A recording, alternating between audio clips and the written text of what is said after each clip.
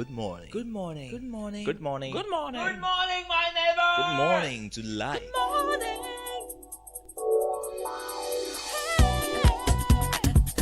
Music. Talk. Inspiration. In perspective. Express yourself. Good morning, my neighbor. Citi FM, your station. It's a refreshing lifestyle. Citi FM 97.3.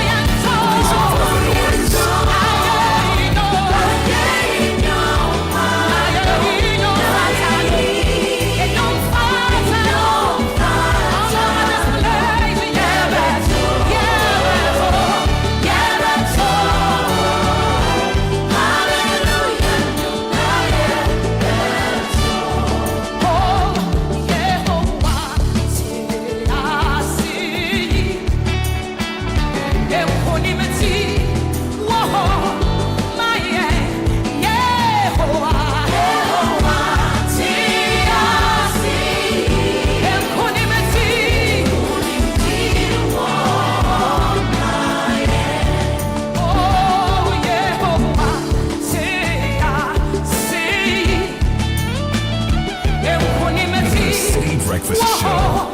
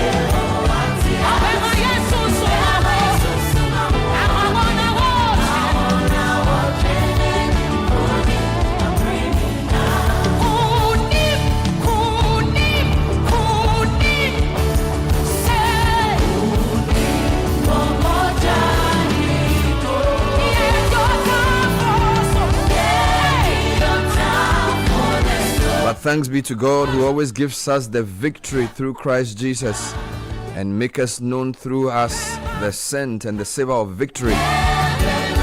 It is a great time to be alive, a great opportunity to be a listener of this show as we bring to you the Citi Breakfast Show live on 97.3 Citi FM here in Accra. On the wings of a song, it's really a medley called Victory Praise by Diana Hamilton.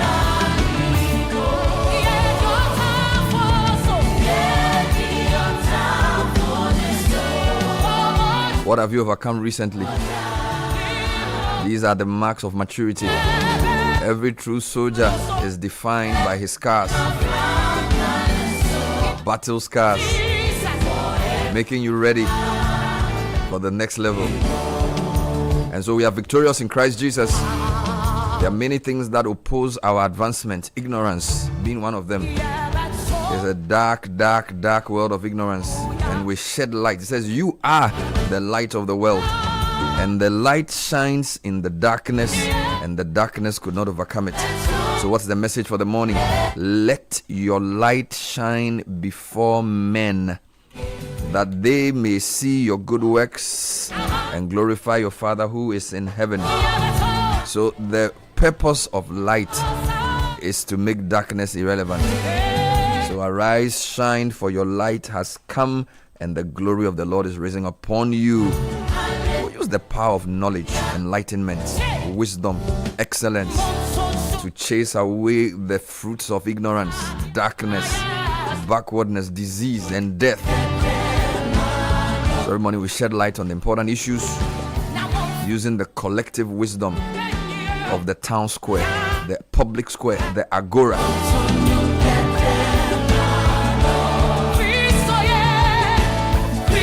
So be inspired this morning with Business Sense, proudly brought to you by Absa Bank. This 2026, we want you to feel more confident about the future. That's why the Ultimate account was created to be the cushion for you. With the Absa Ultimate account, you can get 3 times your monthly salary, up to 20,000 cedis in the event of retrenchment, to help you stay afloat.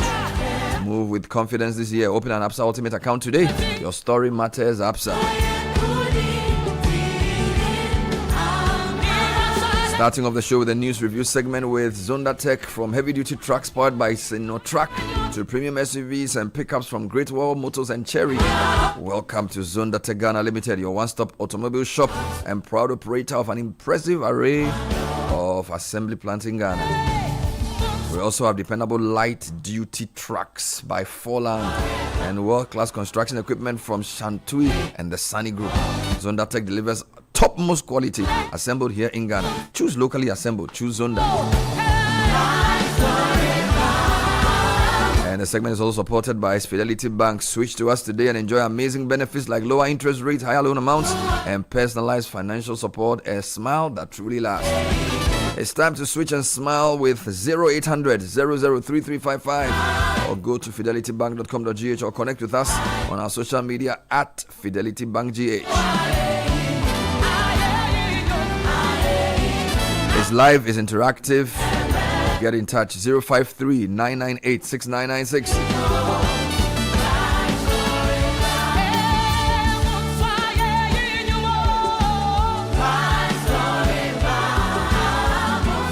My name is Bernard Avle. I'm here with the duo Caleb Kuda and Samuel Akom. Samuel. Yes, sir. When you play these kind of songs, Caleb is inspired because he's a Church of Pentecost boy. Yeah. You know. And you are singing a nice alto, beautiful alto. I try that. I know you like this song. I know you love Diana Hamilton. I do. She's an impressive, Awesome. powerful force Solid. who's really redefining gospel music. Absolutely. Nominated again Yeah, what? for another award.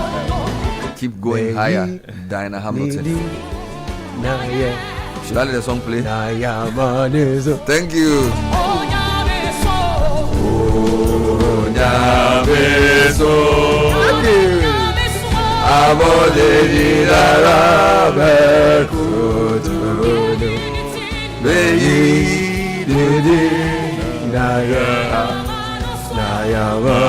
My favorite part.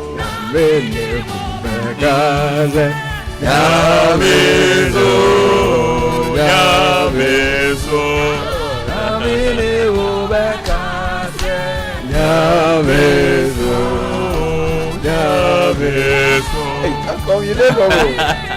you in some choir when you were young? No, they are putting past the beat.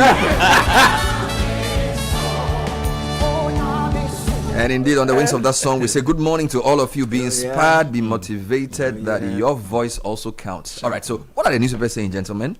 Yes, the Ghanaian Times this morning, street drug hawking spreads. Pharmacy Council, FDA to clamp down on offenders. That story be found on page 12. And then Minister sets up committee to probe UTAG allegations. That story be found on page 14 of the Ghanaian Times. Then CSOs push for 1.65 Ghana Citi fuel price cut. That is 1 cedi 65 pesos fuel price cut. So Daily Graphic has three main stories on its front page. At IMF World Bank spring meetings, world applauds Ghana's economic turnaround, and government pushes for dedicated TVET fund reforms, and world meets in Ghana to honor Asantehene as pillar of peace. The Chronicle this morning, IGP Yohuno promote 10 plucky cops who foiled armed robbery attack in Tema. And then Baba Mando remanded for allegedly altering Mahama and others' photos. And then MPP USA members reject revised election guidelines. And Ghana Police is doing some great stuff. Daily Guide is leading with that. 6 caged over 14.3 million Ghana cedi at the Braka gold robbery. And Cape 3 Points declared marine protected area. Comes to the photograph of Vice President Nana Jane Opoku-Agyeman, the professor. State control weakens private sector. President Kufuor is speaking here. FIDA petitions CJ over RNA kill divorce judge. And baby burial case. Pastor, 2 others remanded. The Custodian newspaper this morning, over 100 teachers left Gushegu over housing shortage. That is coming in from the Member of Parliament for the area. And then government makes local farmers poor with imports. Minority decries. And then they also capture the story where CSOs are proposing 1 cedi 65 pesos fuel tax cut. And then Jasikan Diocese gets new bishop with calls for unity. The Herald this morning, Attorney General entrapped in $905 million judgment debt by ex-client. Details in the Herald this morning. Odike slams foreign dominance of Ghana's mining industry, demands constructive assessment of Ibrahim Mahama. Iyoko raids 2 Kumasi premises, picks up Chinese, searches Kofi Jume's home. 1 cedi off 1 liter of fuel today. Samia Uku officially queries Maritime Authority over MV Sankofa drug ship. I saw a letter withdrawing that query. Okay, from the Herald, let me take you to the Informer. Police gunned down 2 armed robbers after attack on Momo vendor in Tema. And then 20% tax on rent allowance. We are not responsible. Interior Ministry. I think that story came over the weekend. And then EduWatch urges fair teacher deployment. And traders give government 1 month ultimatum over stalled KJTR Phase 2 project. Very well. The new publisher, Hands Off Business. Kufuor insists state must not compete with private sector. And 30,000 classrooms without teachers. Government denies presence of foreign military troops. Foreign minister is here. Attempt to bury 5-month baby girl alive, lands apostle in cells, and government killing local farmers with imports. This is Arnaud Dompre blasting the NDC. Let me stay with Arnaud Dompre because on the front page of the Ghanaian publisher, he says import interest behind maize lies. That is captured on the front page here. Then gold trade powers Ghana's Asia export boom. They have the photo of the CEO of Ghana Gold Board. Same Jemfi. And then Dr. Mahmoud Baumia did not lie or flip-flop. Dr. Provençal writes. The News Center, risky health trade-off. Government abandons Agenda 111 for 350 health posts. Government trade fuels Ghana's export surge to Asia, Middle East. Coalition of think tanks propose 1.65 Ghana cedi fuel tax cut, as you heard earlier, and strike against publican AI not called off. This is according to a forum. The Ghanaian Point, Ghana rejoins regional WASI as 473,658 candidates prepare for 2026 exams. And then teacher recruitment, we can only clear 7,000 out of the 40,000 for now. That is coming in from Haruna Idrisu, the education minister. And then no foreign military bases or troops in Ghana under EU security deal. That is coming in from the Foreign Affairs Ministry. And then on page 4, state dominance has weakened private sector growth, coming in from the former president, John Ejekum Kufuor. Daily Post is all about health today. President Mahama to launch landmark free primary health care program. Ghana Medical Trust Fund strengthens nationwide partnerships ahead of rollout, and non-communicable diseases account for nearly 50% of deaths in Ghana. This is Health Minister. The New Independent, freight forwarders maintain port strike despite confusion over suspension report. And then they also have former President Kufuor calls for stronger private sector role in Ghana's economic development path. And then they capture the story where Foreign Affairs Ministry says no foreign troops or bases in Ghana under the new EU deal. Lots of stories, gentlemen. Yeah, Let me lots go of online and give you about 4 websites. Starting off with citynewsroom.com, Ghana Immigration Service to crack down on street begging and unregistered migrants in Accra. Then about 3 stories on the free primary health care. So we're told Mahama to launch free primary health care today. There's also free primary health care policy to remove financial barriers according to NHIA boss. Meanwhile, Dr. Uefriye says it is a misplaced priority. In other headlines on education, IFES says 7,000 teacher recruitment reflects lack of long-term strategy. And then Presec does it again. Kekeli Afedugo crowned Ghana's top high school mathematician for 2026. And DTI honors Kufuor with Entrepreneurship Center to drive industrial growth. If you go to Channel 1 News Online, health is still the big story. Free primary health care rollout begins in 150 districts according to NHIA, and it calls it a game changer.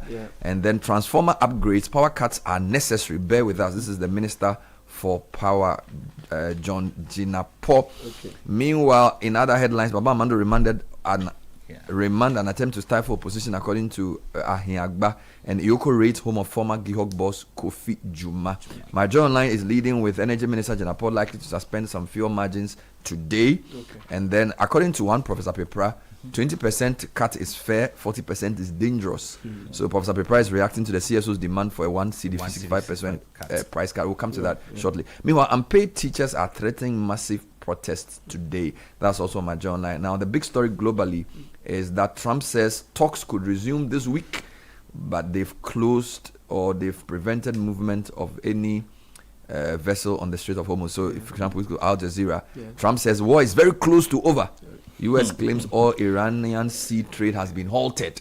Let's pray the war ends soon. All right, so there's primary healthcare, which is a big story. There's fuel price, which are supposed to be coming down. Where do you want to start from? I want to start with fuel. All right. So 1 cedi off 1 liter of fuel today. Fuel prices in Ghana could fall by as much as 1 Ghana cedi per liter today as the government considers a range of measures to ease pressure on consumers amid the Middle East crisis. Sources within the Finance and Energy Ministries indicate that the anticipated reduction follows a directive by President John Dramani Mahama to review taxes and levies on petroleum products amid rising pump prices. So over recent weeks, fuel costs have surged sharply, driven by higher global crude oil prices and the depreciation of the cedi, which has increased import costs. Petrol prices have climbed from about 10 Ghana cedi per liter to over 13 cedis per liter, while diesel is selling at approximately 17 Ghana cedis per liter. The government is now weighing the option to cushion consumers, including the possible suspension of selected taxes and levies within the petroleum pricing structure. So this is the herald. Yes. Now, what are the CSOs recommending? Yes, the CSOs are recommending 1.65, that is 1 cedi 65 pesos fuel price cut. Now, a story in the Ghanaian Times, page 13, by Times reporter. 4 civil society organizations have proposed a 1 cedi 65 Ghana cedis reduction in fuel prices per liter for 2 months instead of the 4-week period suggested by the government. Now, according to the CSOs, after the 2-month period, government should review the intervention in line with prevailing global economic conditions. All right, then there's another one related here on my Joy Online where one Professor Pepra is warning the CSOs that their level of cuts may be too high and dangerous. Now, a professor of finance at Andrews University, Williams Kwesi Pepra, has cautioned that the government against fully adopting the Citi 55 peso petroleum price reduction demanded by CSOs. Speaking on Joy News Pulse on Tuesday, Professor Pepa argued that while he supports the need for a relief, the 40% reduction in the total tax build-up, as requested by Imani, COPEC, IES, and Instepper, could severely cripple government revenue and jeopardize essential projects. Now, he says a 20% reduction would represent a more balanced and fair deal for both state and citizenry. We're keeping an eye on the Minister for Power, who himself has been speaking about power cuts. Let me give you two stories. He's been quoted on citynewsroom.com as having said that underperforming ECG districts risk major shake-up. And then he also says that power cuts, and he calls it, what's he even calling it? Transformer upgrades are necessary because of whatever is needed. So, Power Minister John Jinapo has appealed to electricity consumers to bear with authorities as government undertakes an exercise to upgrade transformers nationwide. Speaking an interview with journalists in Accra on Tuesday, the minister explained that the nature of the works required temporary power outages, which are necessary for safety, joint installation and replacement. And he's also warning underperforming ECG districts that they would be reshuffled. It was in the same interview with journalists. To them. All right, what else is big? Let me bring you a crime-related matter because two armed robbers have been shot dead after Momo robbery at Tema. I think this came a bit earlier. So this story came a couple of days ago, and indeed, the story you read about the police Being promoted. came from that. I thought we should go to health. Health, yes, Bernard, because seriously, we have left the agenda 111. I'll bring the launch of the primary healthcare one, but the government is intending to build about 350 new health posts to transform community healthcare delivery across Ghana. Two papers have this. Daily Post says no fewer than 350 modern health posts are set to be rolled out across Ghana, with 150 districts targeted under government's intensified drive to expand access to primary healthcare. Minister for Health Kwabena Mintah Akando announced this during an inspection of key project sites where construction has already begun on the new facilities earmarked for the free primary healthcare incentive. Now, New Center says that it's a risky trade-off because ultimately the decision to pursue new health posts while leaving Agenda 111 projects in limbo risks undermining public confidence in government's commitment to long-term healthcare transformation. The country stands at a critical juncture with significant resources already committed and substantial progress made on hospital construction. Abandoning or delaying these projects in favor of smaller scale interventions could prove costly, not just financially, but Well, in what I heard the human minister terms. say was that there are three categories. Projects that had gotten 70% completion will be finished. Continue. Projects that are between 30 to 70, they would find money to finish. And then projects below a certain percentage, private sector can get involved. That's what I heard. Let's stay with health. Free primary healthcare rollout begins in 150 districts. This is the CEO of NHI, Dr. Victor Bampo, speaking on face-to-face yesterday, announcing that the rollout of free primary healthcare would begin in 150 districts with about 24,000 pieces of medical equipment to be distributed nationwide. He told Umaru Sanda Amadu that it will start in 150 districts, 24,000 pieces of equipment distributed with a wide range of equipment. Then we are also told within the same conversation that the president will launch that particular project today. And then this is a project he's launching somewhere in Accra. And then the opposition, the ranking member on the health committee, says it's a misplaced priority. So ranking member on health committee of parliament, Efiji Asia Sokori MP Nana UFRI, has questioned government's decision to commit 1.2 billion cedis every year to the proposed free primary healthcare program, describing it as a misplaced priority. Dr. UFRI argued that Ghana already has a foundation of community-based health systems, including CHIPS compounds and community health workers. He further criticized the condition of some existing district hospitals, noting that many operate from outdated colonial-era structures or repurposed CHIPS facilities. So it's quite clear the two leading political parties have different views about how to solve health. We hope that whatever they do, the Ghana people will get better. Let me stay with health because an expert is warning that illegal mining is threatening medicinal plants. Story in The Custodian, page 5. Now, researcher at the Center for Plant Medicine Research, Dr. Prince Mauto, has warned that illegal mining and toxic chemicals are threatening medicinal plants and public health. He said the destruction of forests and contamination of soil and water bodies are reducing the availability, quality and safety of medicinal plants used in health care. Meanwhile, a Galamsey, aged 23, died at Akontanim, a 23-year-old man, Kwabene J, believed to be involved in illegal mining known as galamsey, has been found dead at Akontanim in Doma, east of the Bono region. According to the police, the incident occurred on Monday, April 13. Preliminary investigations indicate that about 6:10 p.m., a report was received from the Akontanim Area Council Chairman Bismarck Ofori, who had later discovered the lifeless body of a young man on the outskirts of the town. And when they did the investigation, it suggested the deceased, together with others, were engaged in illegal mining activities when they were confronted by a team of the Doma Traditional Anti-Galamsey Task Force, leading to his death. So we don't know whether it was a fight or whether it was some disagreement. In a press release, the police, through his PRO, Chief Inspector Thomas Aquili, confirmed the incident, stating that it involved the death of a 23-year-old. Right. Let me take our attention to education now. Okay, 30,000 classrooms without teachers. My God. Africa Education Watch and education policy think tank has revealed that approximately 30,000 classrooms across Ghana still do not have teachers. According to the organization, the situation is largely due to persistent inefficiencies in teacher distribution, which have left many rural schools severely understaffed. Speaking at a press conference in Accra, Kofi Asare, Executive Director of Africa Education Watch, explained that the imbalance stems from the way teachers are deployed across the country. About 30,000 classrooms still lack teachers due to distribution inefficiencies, resulting in surplus postings in regional capitals, metropolitan areas, and urban municipalities, he said. Mr. Asari noted that Ghana's deployment system remains heavily skewed with a higher concentration of teachers in urban areas at the expense of rural communities. More details on page number 3. He's also of the called new publisher. Kofi Asare has also called for the removal of heads of schools where more than 50% of candidates are involved in exam malpractice in any subject without prior reporting. The policy think tank argues that holding school leaders accountable is critical to tackling widespread exam collusion. They've released a very comprehensive report. We'll be speaking to them later today about the contents of that. He's been discussing various issues on education. Just a last one on education before I come to ACOM. Unpaid teachers threaten massive protest today. This is still on the education side. National organizer of the Coalition of Unpaid Teachers, Eugene Zoranu Segbefia, says members will begin an indefinite protest at the Ministry of Finance on Wednesday, April 15, if the government fails to provide a clear payment plan for their salary arrears. Now, sachet water prices rise in Tema despite calls to suspend increases. The story in The Chronicle, page 7. Some sachet water retailers in Tema have increased the price of a single sachet from 50 pesos to 70 pesos, despite recent calls by authorities to suspend price hikes. Now, the increment follows a pricing recommendation by the National Association of Sachet and Packaged Water Producers, although the Ministry of Trade and Agribusiness and Industry has engaged producers to halt a nationwide increase.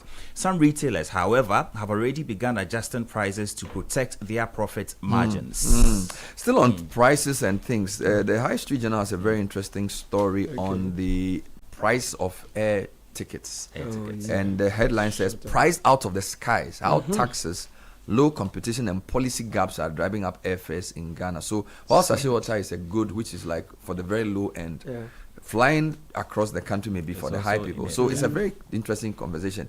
It says high taxes, limited airline competition, and policy gaps are driving up airfares in Ghana, making travel expensive, reducing competitiveness, and pushing passengers to cheaper regional alternatives. Now, at the heart of the issue is a pricing structure where taxes and surcharges rival or even exceed the base fare.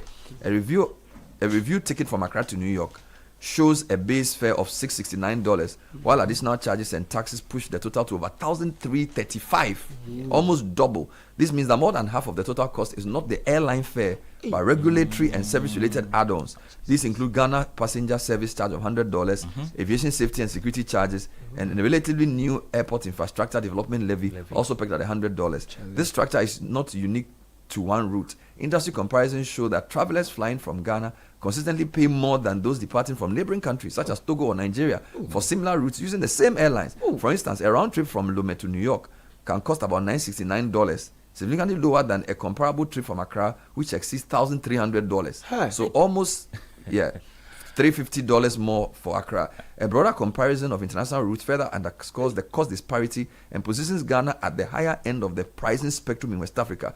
Recent 2026 data from Skyscanner and Google Flights shows that round-trip economy tickets from US to Abidjan typically range between $810 and $1,071, while similar routes to Lagos fall below $811 and $1,245. From Europe, the gap remains evident. Flights from Amsterdam to Abidjan start from $710, while flights from Amsterdam to Lagos range from $700. But if you contrast that to Ghana, these range from 1,200 to 1,005. So Nigeria, Cote d'Ivoire, and Togo are paying between 700 and 800 That's the range. to 1,000. We are paying 1,000 to 2,005. What at all? He mentioned it. So the levies, all those things, the charges. The charges. So we need to really look into it. So there's a whole conversation about Too why much.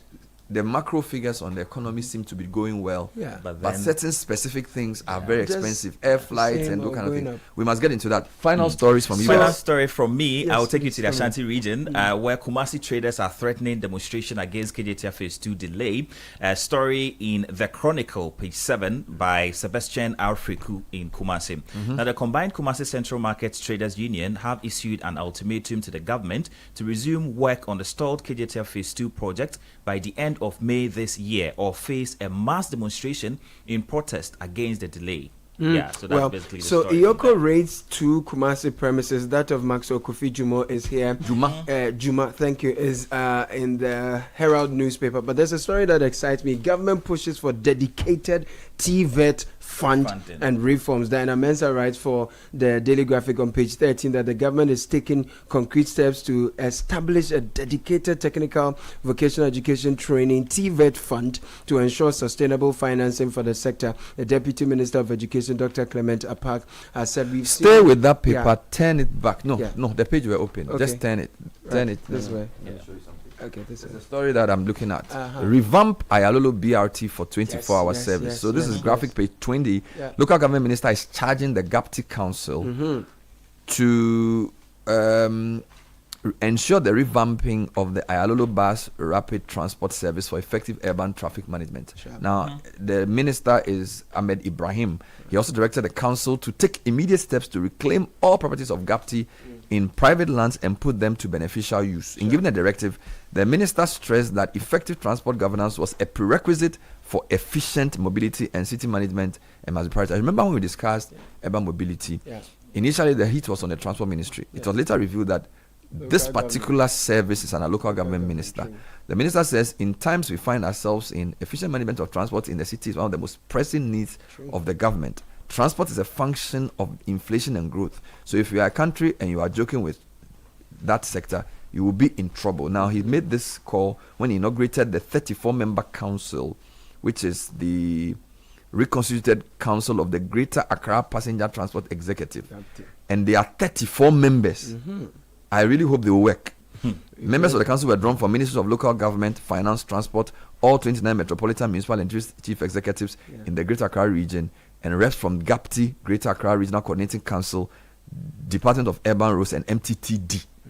We are begging them to revamp the urban transportation. And not be explaining problems. It's very, very important. So the manager of Ayalolo's BRT, Dauda Audu, told the Daily Graphic that through the intervention of the minister, the company has been able to refurbish and put 50 more buses on the road, taking the current fleet to 135. Anything from Middle East? They are well. So the Middle East is very simple. Mr. Trump says he believes the war will end very soon. U.S. shuts down Iran's maritime trade despite optimism for more talks, and he says the war will end very, very soon. We pray so. Thank you, gentlemen. Thank you. This is the City Breakfast Show, the city's biggest conversation. Join the conversation on the City Breakfast Show on Facebook at facebook.com/City97.3, Twitter at twitter.com/City973, and Instagram at instagram.com/City973 with the hashtag CityCBS. Unleashing the power of relevant radio. This is City 97.3.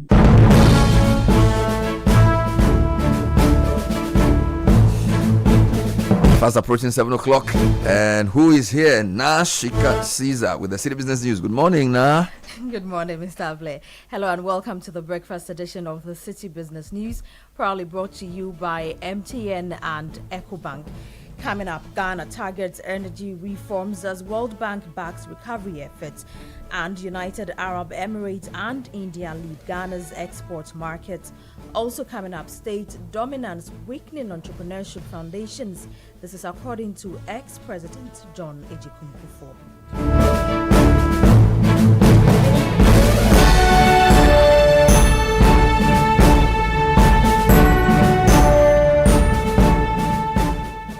Ashika Caesar. Let's settle for the details of our stories now. Finance Minister Dr. Cassiel Atuforsen says Ghana is intensifying efforts to fix inefficiencies in the energy distribution sector with plans to bring in private sector participation to improve performance and reduce losses. This comes as the country maintains a degree of resilience despite recent global shocks, supported by what the minister describes as prudent policy decisions, reform efforts, and build up economic buffers. He adds that increased domestic gas production has also helped cushion the impact of rising global energy prices. Dr. Atuforsen disclosed this after meeting with Managing Director for Operations at the World Bank, Anna Bajay, at the ongoing IMF Spring Meetings in Washington, D.C. Meanwhile, the Spring Meetings enters day 3 today and will bring you updates in our subsequent bulletins. Moving on, Ghana's export earnings in 2025 were heavily concentrated among a handful of international markets, with the United Arab Emirates UAE emerging as the country's single largest destination, underscoring a growing dependence on a narrow set of trade partners. According to the Ghana Statistical Service's latest trade newsletter, the UAE accounted for 104.0 billion Ghana cedis, representing 25.9% of Ghana's total exports between the first and fourth quarter of 2025. Here's more. India followed as the second largest export destination with 64.3 billion cedis, while Switzerland recorded 56.8 billion cedis, reflecting strong demand for Ghana's key commodities, particularly gold. South Africa ranked fourth with 41.3 billion cedis, and China completed the top 5 with 19.6 billion cedis. Collectively, these 5 markets accounted for 71.2% of Ghana's total export earnings over the 4 quarters of 2025, highlighting the high concentration of the country's export flows. The dominance of the UAE and India reflects their critical role in Ghana's gold trade, which continues to drive export revenues. Switzerland's strong position further reinforces this trend, given its status as a global hub for gold refining and trading. Regionally, South Africa remained Ghana's most important African export market, while China's presence in the top 5 signals continued trade ties beyond imports, where it remains Ghana's leading source of goods. The concentration of exports among a few countries mirrors Ghana's broader trade structure, which is heavily reliant on primary commodities such as gold, cocoa, and crude petroleum. That was Daniel Odrumensa with that Business Desk report. Now, former President John Ejikun Kufuor has delivered a sweeping critique of Ghana's economic trajectory, warning that years of state dominance in industry pushed out entrepreneurs and weakened foundations of private sector growth. There's more in this report.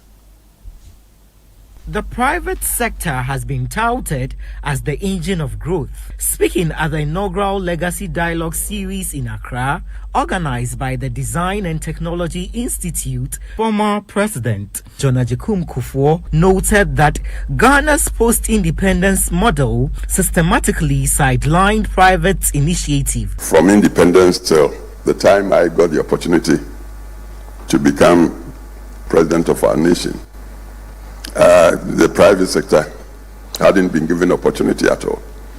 I think in one of the statements I heard, some names were mentioned, like Tata Sian of Tata Breweries, B.M. Mensah, who was doing tobacco, but they were all destroyed by state.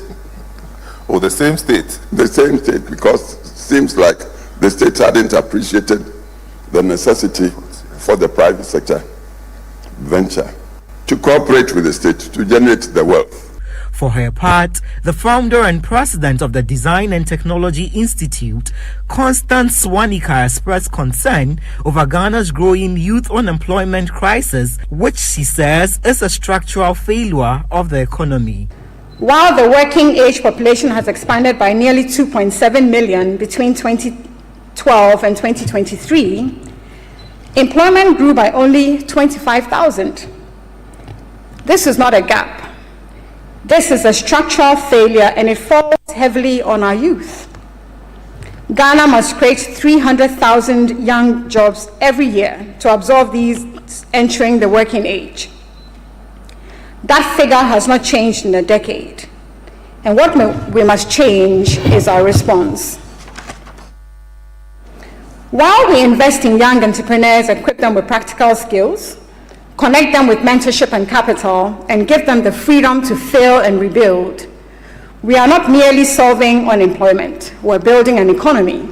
Meanwhile, the Design and Technology Institute has announced that its Entrepreneurship Center at the Brekusu campus will be known as the J.A. Kufuor Center for Entrepreneurship in recognition of its long-standing support for private sector-led growth. Your Excellency has long championed productive enterprise, value addition, and disciplined human capital development as the surest foundation for national transformation. He was the first to place his trust in this mission, even as others were still watching. It is therefore with immense pride that we formally announce the naming of the DTI Entrepreneurship Center at the Brekusu campus as the J.A. Kufuor Center for Entrepreneurship. The inaugural Legacy Dialogue series on the theme Entrepreneurship and the Future of Work brought together key stakeholders from industry and academia. That report was filed by my colleague Emmanuel Opong. Now, the Chamber of Petroleum Consumers (COPEG) has described the proposed 1.65 Ghana City reduction in fuel prices as a win-win outcome aimed at easing the burden on consumers while protecting government revenue. The development comes a day ahead of the second pricing window for April, as Cabinet, through the Ministries of Finance and Energy, moves to suspend selected taxes and margins effective April 16. The intervention is intended to cushion consumers against rising fuel price driven by ongoing geopolitical tensions in the Middle East. Executive Secretary of COPEC, Duncan Amwa, has been speaking to City Business News. We have proposed a win-win situation, one for government, two for the people of this country, and we think that if the government decided at this point to reduce some of the taxes, it is only the price stabilization levy that we had requested for it to be zeroed. All the others that we mentioned, from the special petroleum tax to the road fund levy, to what you would term as the energy sector shortfall levy, we are demanding that portions of it, bits and pieces here and there be taken off so that the consumer could have some relief, while the government also retains a portion of those taxes to be able to carry on whatever developmental programs that it has set out to do in the 2026 budget. So these are not to say to scrap these taxes, but take portions of it, and the government can retain portions. The consumer benefits, the government also benefits. That's our proposition. Yeah, the Duncan Amwa, who is Executive Secretary of the Chamber of Petroleum Consumers (COPEG). Now, the Ghana Institute of Freight Forwarders says billions in monthly duty revenue could decline due to its ongoing strike against the Republican AI system. The national action has halted operations at the ports. General Secretary of the group, Paul Kobina-Mensah, says the disruption could significantly impact government revenue if the situation persists. Duties of 3.5 billion was paid to government as far as clearing or payment of duties is concerned. Same way, February went to 3 billion and 96 million.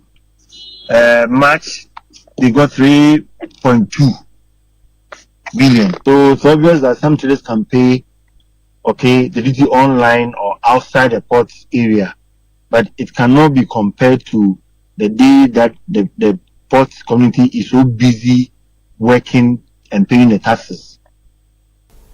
You heard there the General Secretary of the Ghana Institute of Freight Forwarders, Paul Kobina-Mensah. Now, on the interbank market today, the dollar is trading at 11 cedis, while the British pound is going for 14 cedis, 86 pesos, and the euro is at 12 cedis, 93 pesos. And that's it for the breakfast edition of the City Business News, proudly brought to you by MTN and EcoBank. I'm Nashika Caesar. Many thanks for your company. Do have a great business day.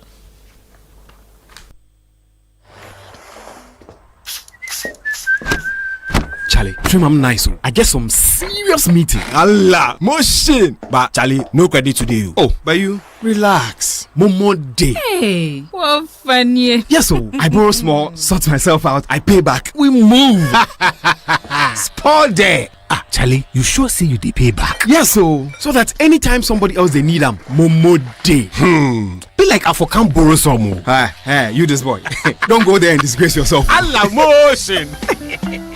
Responsible borrowing be the real flexo for today's needs and tomorrow's dreams. Borrow, sort them, pay back. Momo day.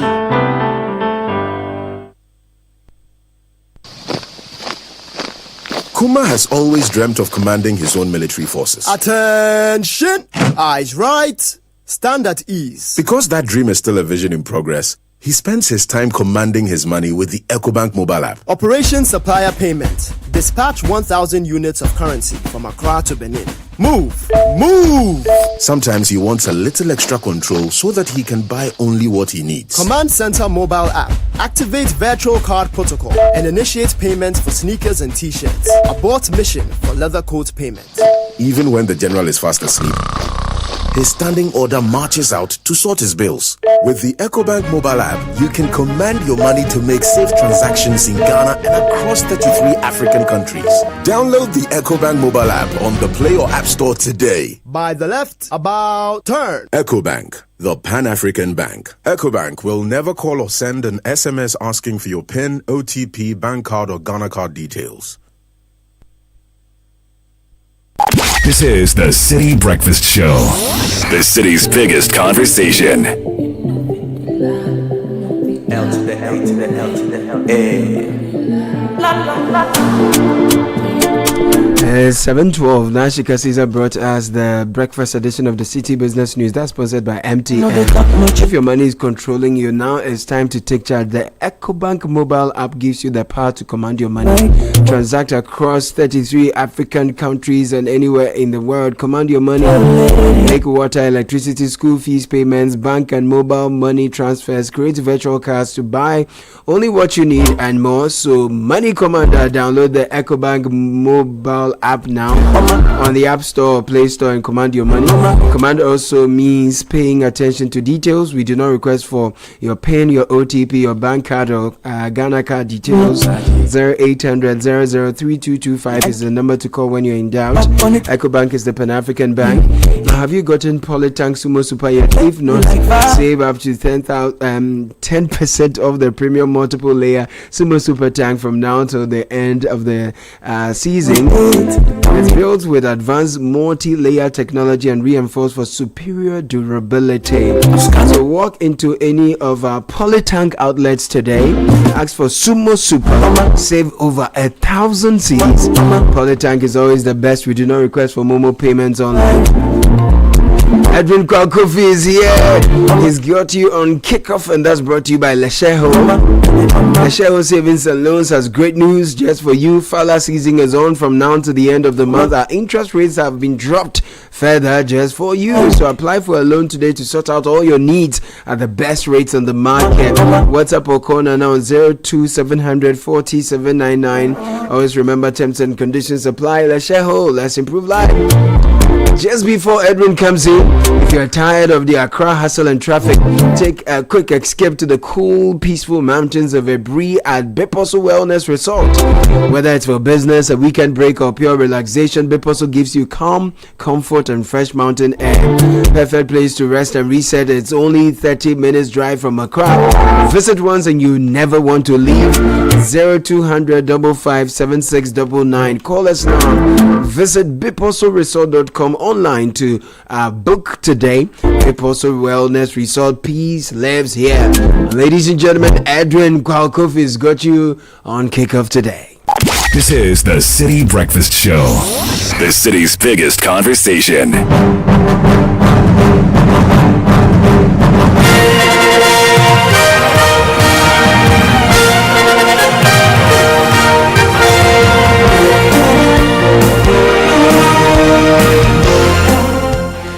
Good morning and welcome to the Wednesday edition of Kickoff on the City Breakfast Show. Coming up, Scalia to Barcola, who's in on goal, lays it square, and Dembele puts it in the back of the Liverpool net. The icing on the cake for the European champions. there was no famous European comeback this time at Anfield as the reigning champions PSG silenced the cup. Ousmane Dembele with a brace to extinguish any hope of a Liverpool revival. Also in the Champions League,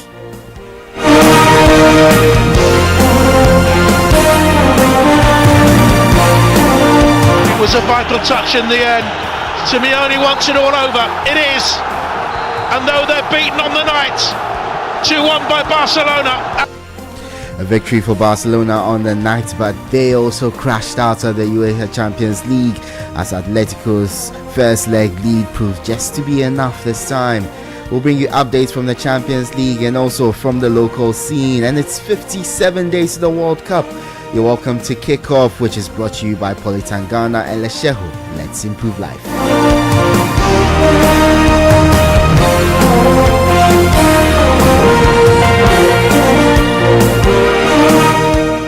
Good morning, I am Edwin Kwakofi. Well, yesterday's Champions League action saw heavyweights Liverpool and Barcelona both bow out at the quarter-final stage as Paris Saint-Germain and Atletico Madrid secured their spots in the semi-finals.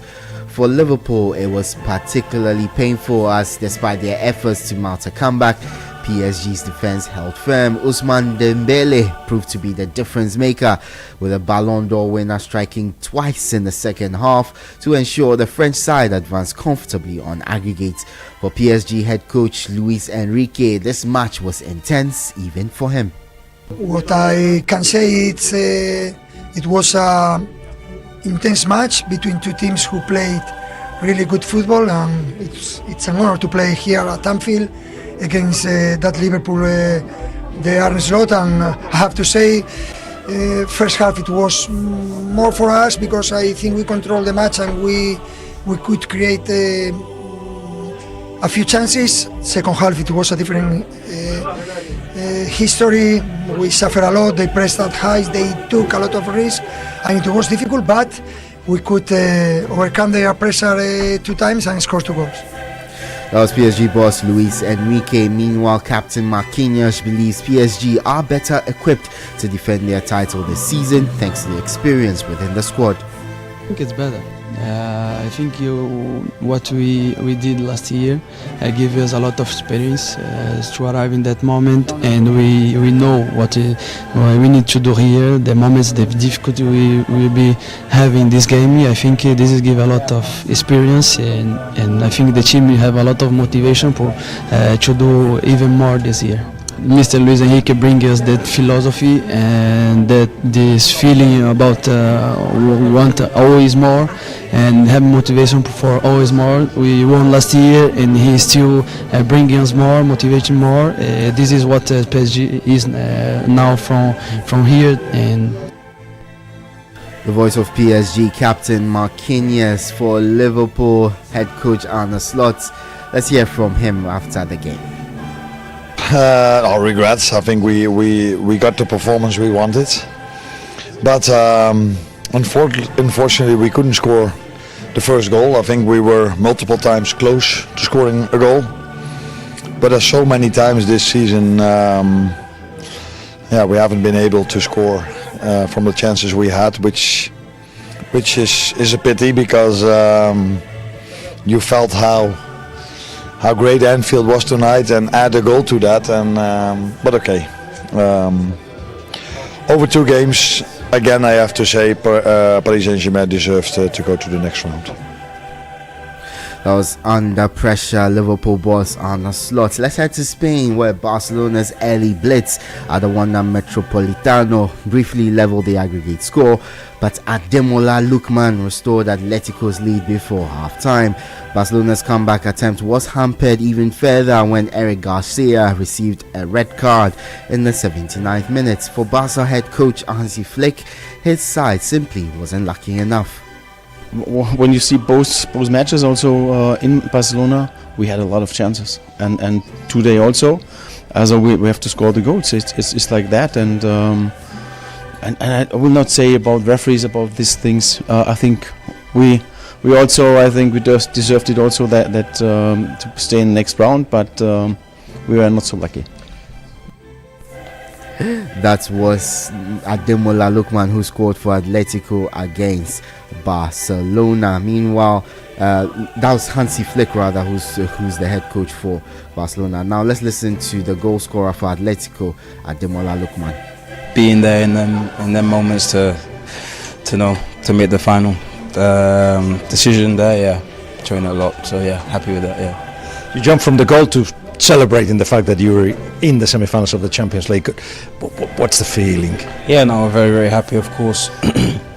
To play in this competition and to be here, it shows a credit to the staff, the team, everybody, in terms of the work and the dedication and the quality as well in this squad. So it wasn't easy today.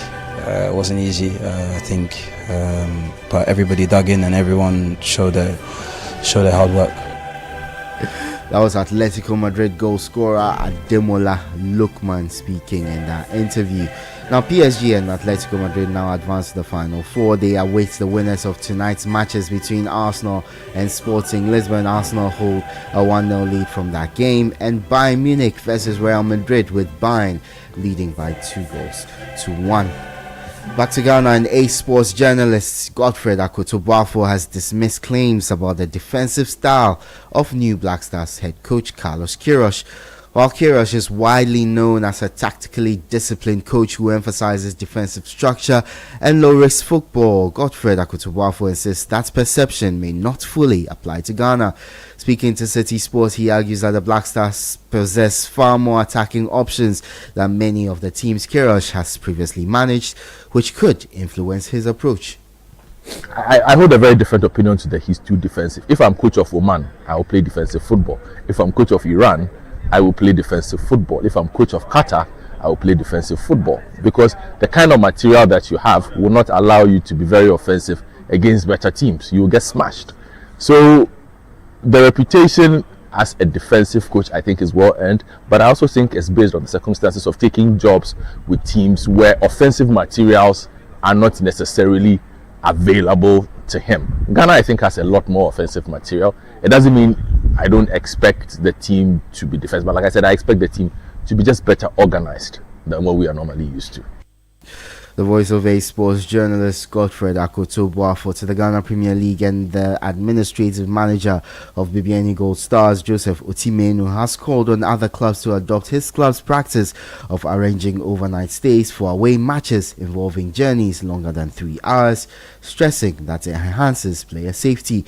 His appeal follows the tragic death of Brecum Chelsea's Dominic Frimpong after their team bus was attacked by armed robbers on their return from a 1-0 loss to Samatex. In an exclusive interview with Citi Sports, Otimenu urged the Ghana Football Association to support clubs that lack the financial capacity to implement such safety measures. We went to Wenchi, we slept. We went to the northern region, Tamale, we slept. Any place that is more than 3 good hours from our town, BBN, we will sleep over there till the next day you come back. And for safety reasons, it really helps the club very well, and it helps our players to relax at home, because moving far trip and coming back same night is very risky. Just a weekend ago, we went to Domine, the Bono region. It's almost 3.5 hours from BBN, but we came back the same night since it was within the 3-hour range. So basically, moving forward, I'll urge up many clubs. I know it's very costly, but the FA should do something about it. Speaking to some of the time of 5 a.m. So I'll urge the clubs and the FA to look at it very well, probably trying to help the teams probably for their night. Maybe if they sleep one night, the FA will just help them in that way. Joseph Otimenu is the administrative manager at BBNE Gold Stars. Let's stay in the Ghana Premier League, and Kumasi Asante Kotoko management have come out to allay the fears of fans about the club having no substantive coach after the sacking of Abdul Karim Zikto. According to the club, they are actively looking for a new manager. There's more in the excerpts from the statement read by Citi Sports' Julio Eshufiamwa. The board is actively working to appoint a competent substantive head coach whose philosophy aligns with the long-term ambitions of the club. We kindly ask for your patience as we take the necessary time to identify the right candidate. We continue to sincerely apologize for the disappointing performances in recent matches. We want to assure our cherished supporters that decisive steps are being taken to restore the club to its rightful standards. That was a statement from Kumasi Asante Kotoko, read by Citi Sports' Julio Eshufiamwa. To our World Cup Daily Focus, we continue with the first of 10 African nations representing Africa, South Africa. South Africa returned to the World Cup for a fourth time in 2026, their first appearance since hosting the tournament in 2010. The Bafana make their debut in 1998 in France, followed by the 2002 edition in Japan and Korea, and then the landmark tournament which was held on home soil. They however missed out on the next 4 editions. Across 9 matches, South Africa's record stands at 2 wins, 4 draws and 3 losses. They have never advanced past the group stage, but their participation has grown alongside post-apartheid renaissance of South African football. South Africa's highest finish came at the 2002 World Cup in Japan and Korea, where they placed 17th overall, their best ever ranking. They earned a memorable 1-0 victory over Slovenia in their second group match and drew with Paraguay, now already missing the knockout stage on goal difference. The 2010 home tournament delivered unforgettable moments and a vibrant atmosphere, even though they exited at the group stage. The 2002 campaign remains the benchmark for competitive results against solid opposition and proof that South Africa can trouble anyone on their day. That was our World Cup Daily Focus, this time on South Africa, read by Edem Kai. Let's head to Europe, and former England midfielder John Joe Shelby has retired from playing and will take over as manager of third-tier United Arab Emirates side Arabian Falcons FC. And that's the latest in the world of sports. For more on all these stories, visit citysportsonline.com. I am Edwin Kwakofi. Kickoff was powered by Politangana and Lesheho. Let's improve life. The City Breakfast Show with Bernard Avle continues.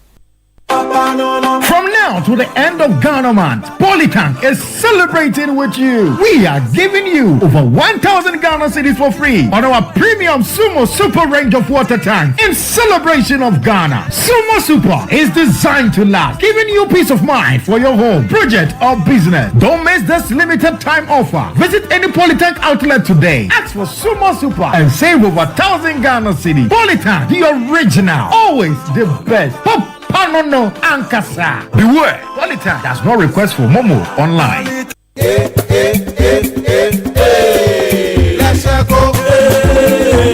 go.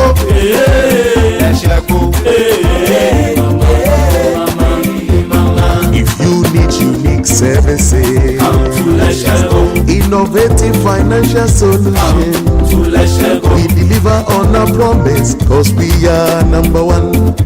Let's go, we improve your life. Let's go, hey mama, hey mama, hey mama. Even when you're stuck with nothing, no matter your situation, let's go, we improve your life. Let's go, let's go, hey mama. Let's go, we improve your life. The This is the City Breakfast Show, the city's biggest conversation. The Money Matters segment is brought to you by Petra. Petra, achieve more. Welcome to the Money Matters segment with Petra. If your employer delays pension payments by a few months, it may not look serious now, but over time, those delays reduce your total investment and growth. Time is a big part of how pensions grow. Petra helps you stay on top of your contributions so your future is not affected. Book a free pension health check session today by visiting our website at www.petraonline.com. Petra, achieve more. The Money Matters segment was brought to you by Petra. Petra, achieve more. Join the conversation on the City Breakfast Show on Facebook at facebook.com/City97.3, Twitter at twitter.com/City973, and Instagram at instagram.com/City973 for the hashtag CityCBS.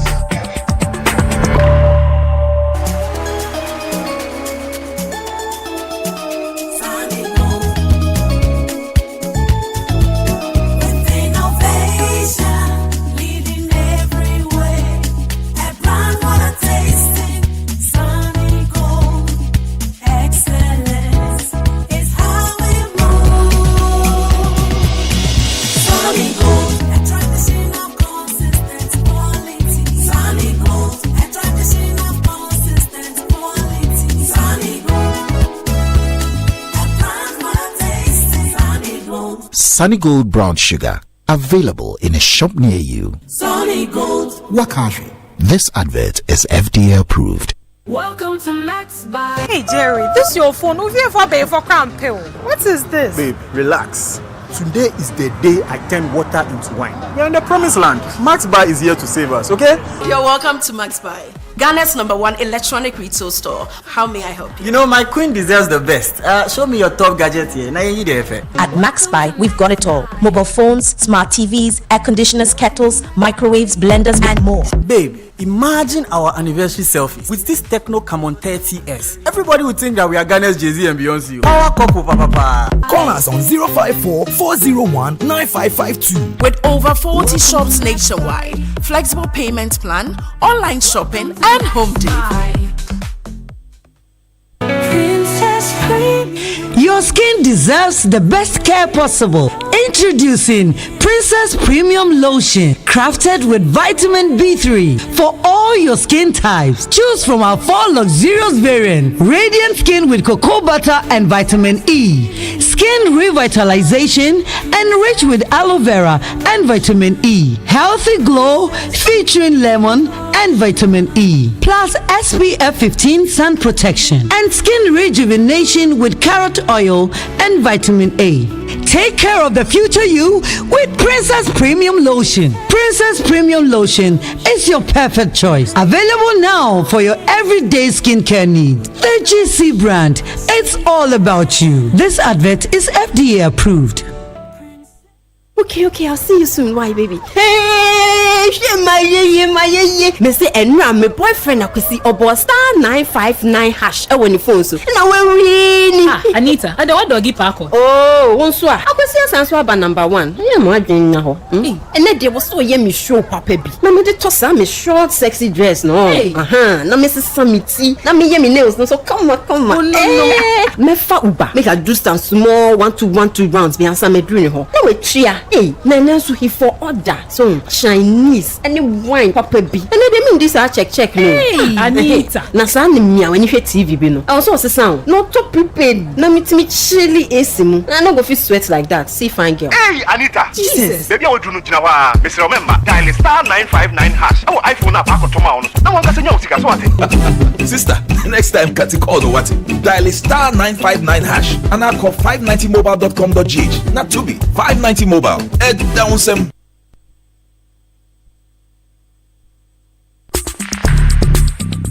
Join the conversation on the City Breakfast Show on Facebook at facebook.com/City97.3, Twitter at twitter.com/City973, and Instagram at instagram.com/City973 with the hashtag CityCBS. This is the City Breakfast Show, the city's biggest conversation.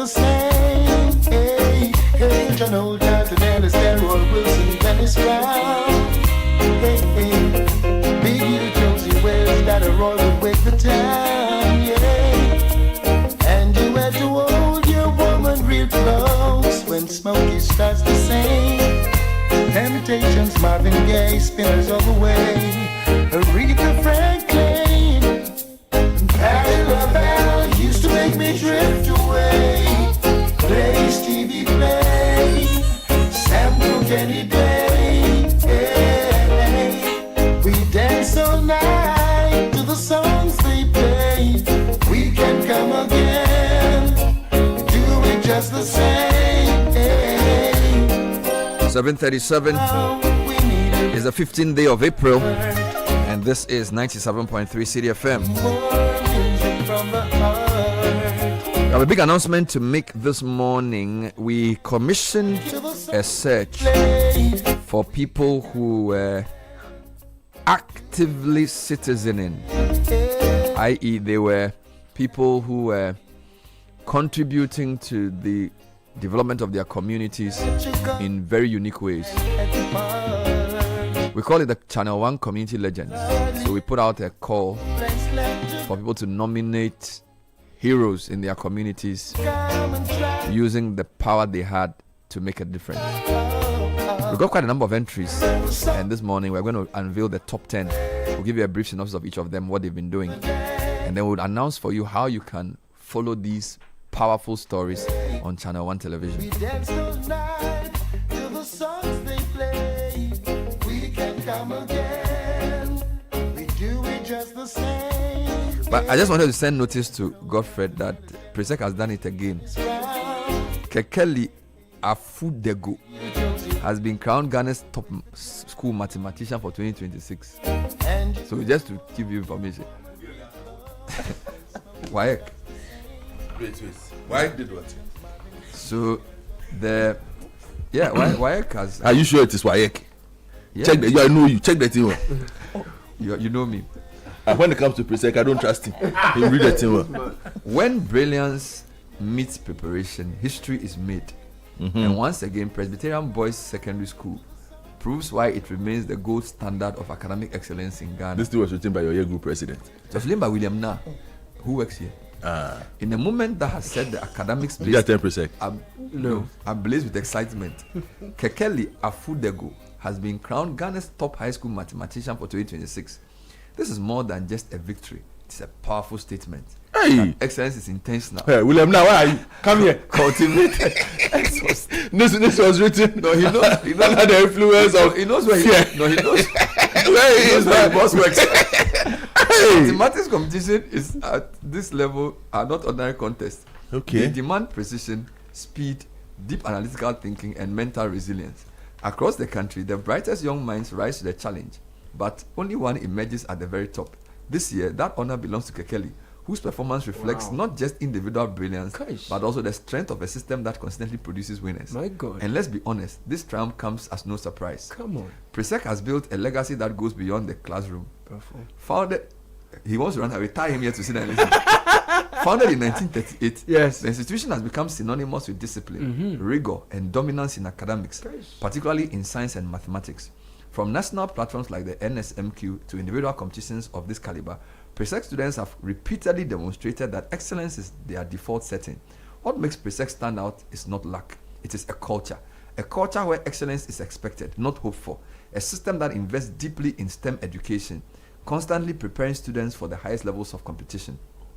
A brotherhood that fosters mentorship, confidence, and unshakable belief in winning. The audacious spirit is more than a slogan. No, I think somebody sent it to him and he tied it. Hey, William, nah. It is a mindset. It is a mindset. It is a mindset that continues to produce champions year after year. Kekeli's achievement is a perfect reflection of this legacy. He did not just solve complex problems, he rose above the very best, carrying the weight of expectation. It's funny. Let me conclude. But the reason I'm bringing this for which competition is this? It is called. Congratulations to Kekeli. Yeah, you see, but the competition I want to know. Because Prempe, we are very selective. There are certain things we don't. We must. It must be international. I wanted to bring this up because yesterday somebody sent me another article. Okay. And the article was saying that one of the things we forget about Iran. And I'll just read a few paragraphs of this. Tell me. Why is Iran resisting the American assault today? Okay. Dear Africans, know this. The Iranians who designed these missiles, developed these drones, and built these defense systems are the same ones who go to the International Mathematical Olympiad and bring back gold medals. Iran consistently ranks among the top nations in the world at the International Mathematical Olympiad every year. In 2025, the Iranian team won 6 medals in Australia, 2 gold, 3 silver, and 1 bronze, placing 12 out of the 110 participating countries. This is nothing new. In 1994, 17-year-old Mariam Mizhakani became the first Iranian woman to win a gold medal at the International Math Olympiad with a score of 41 out of 42. The following year, in 1995, she achieved a perfect score of 42 out of 42, becoming the first Iranian student to win 2 gold medals in this competition. In 2014, she became the first woman to receive the Fields Medal, the equivalent of the Nobel Prize in mathematics. This is what needs to be understood. In this world, no one is waving the Bible or the Quran. It is missiles against missiles, technology against technology, intelligence against intelligence. Macron said it yesterday. To be free, you must be feared. To be feared, you must be powerful. And this power today no longer comes from the size of your army or the number of your soldiers. It comes from the quality of your education, from the rigor of your scientific system, from the ability of your engineers to design technologies that stand up to the greatest test. Over time, the Iranian education system has become ultra-elitist, based on relentless competition from middle schools through university. The winners of these various competitions form an internationally recognized scientific elite. And this elite today just doesn't design mathematical theorems. It designs missiles, it designs drones, it designs encryption systems, it designs radars. Because math, physics, and engineering are what makes a country powerful. This is my emphasis. Math, physics, and engineering are what makes a country powerful. They are what makes it feared. And ultimately, they are what make it free. While some African countries are producing generations of children who reach middle school without knowing how to read or write, Iran is producing geniuses who go to international math Olympiads and bring home medals. While some African education systems recruit teachers with only a middle school diploma to compensate for a level they themselves lack, Iran has established an ultra-competitive system that identifies the most promising minds as early as middle school and pushes them to achieve excellence. And today, these same brilliant minds enable Iran to withstand the world's most powerful army, because they understand that without this scientific strength, they can neither be free nor sovereign. This is the lesson to be learned from this war. A country's true power is not measured by the size of its army. It is measured by the quality of its education. the rigor of its scientific system, and the ability of its engineers to design technologies that rival those of the greatest nations. Because without this scientific foundation, without this intellectual elite, Iran would have been crushed in a matter of hours. It would neither be feared nor powerful nor free. So, dear Africans, while we fight over trivialities, other countries are training their children to design missiles.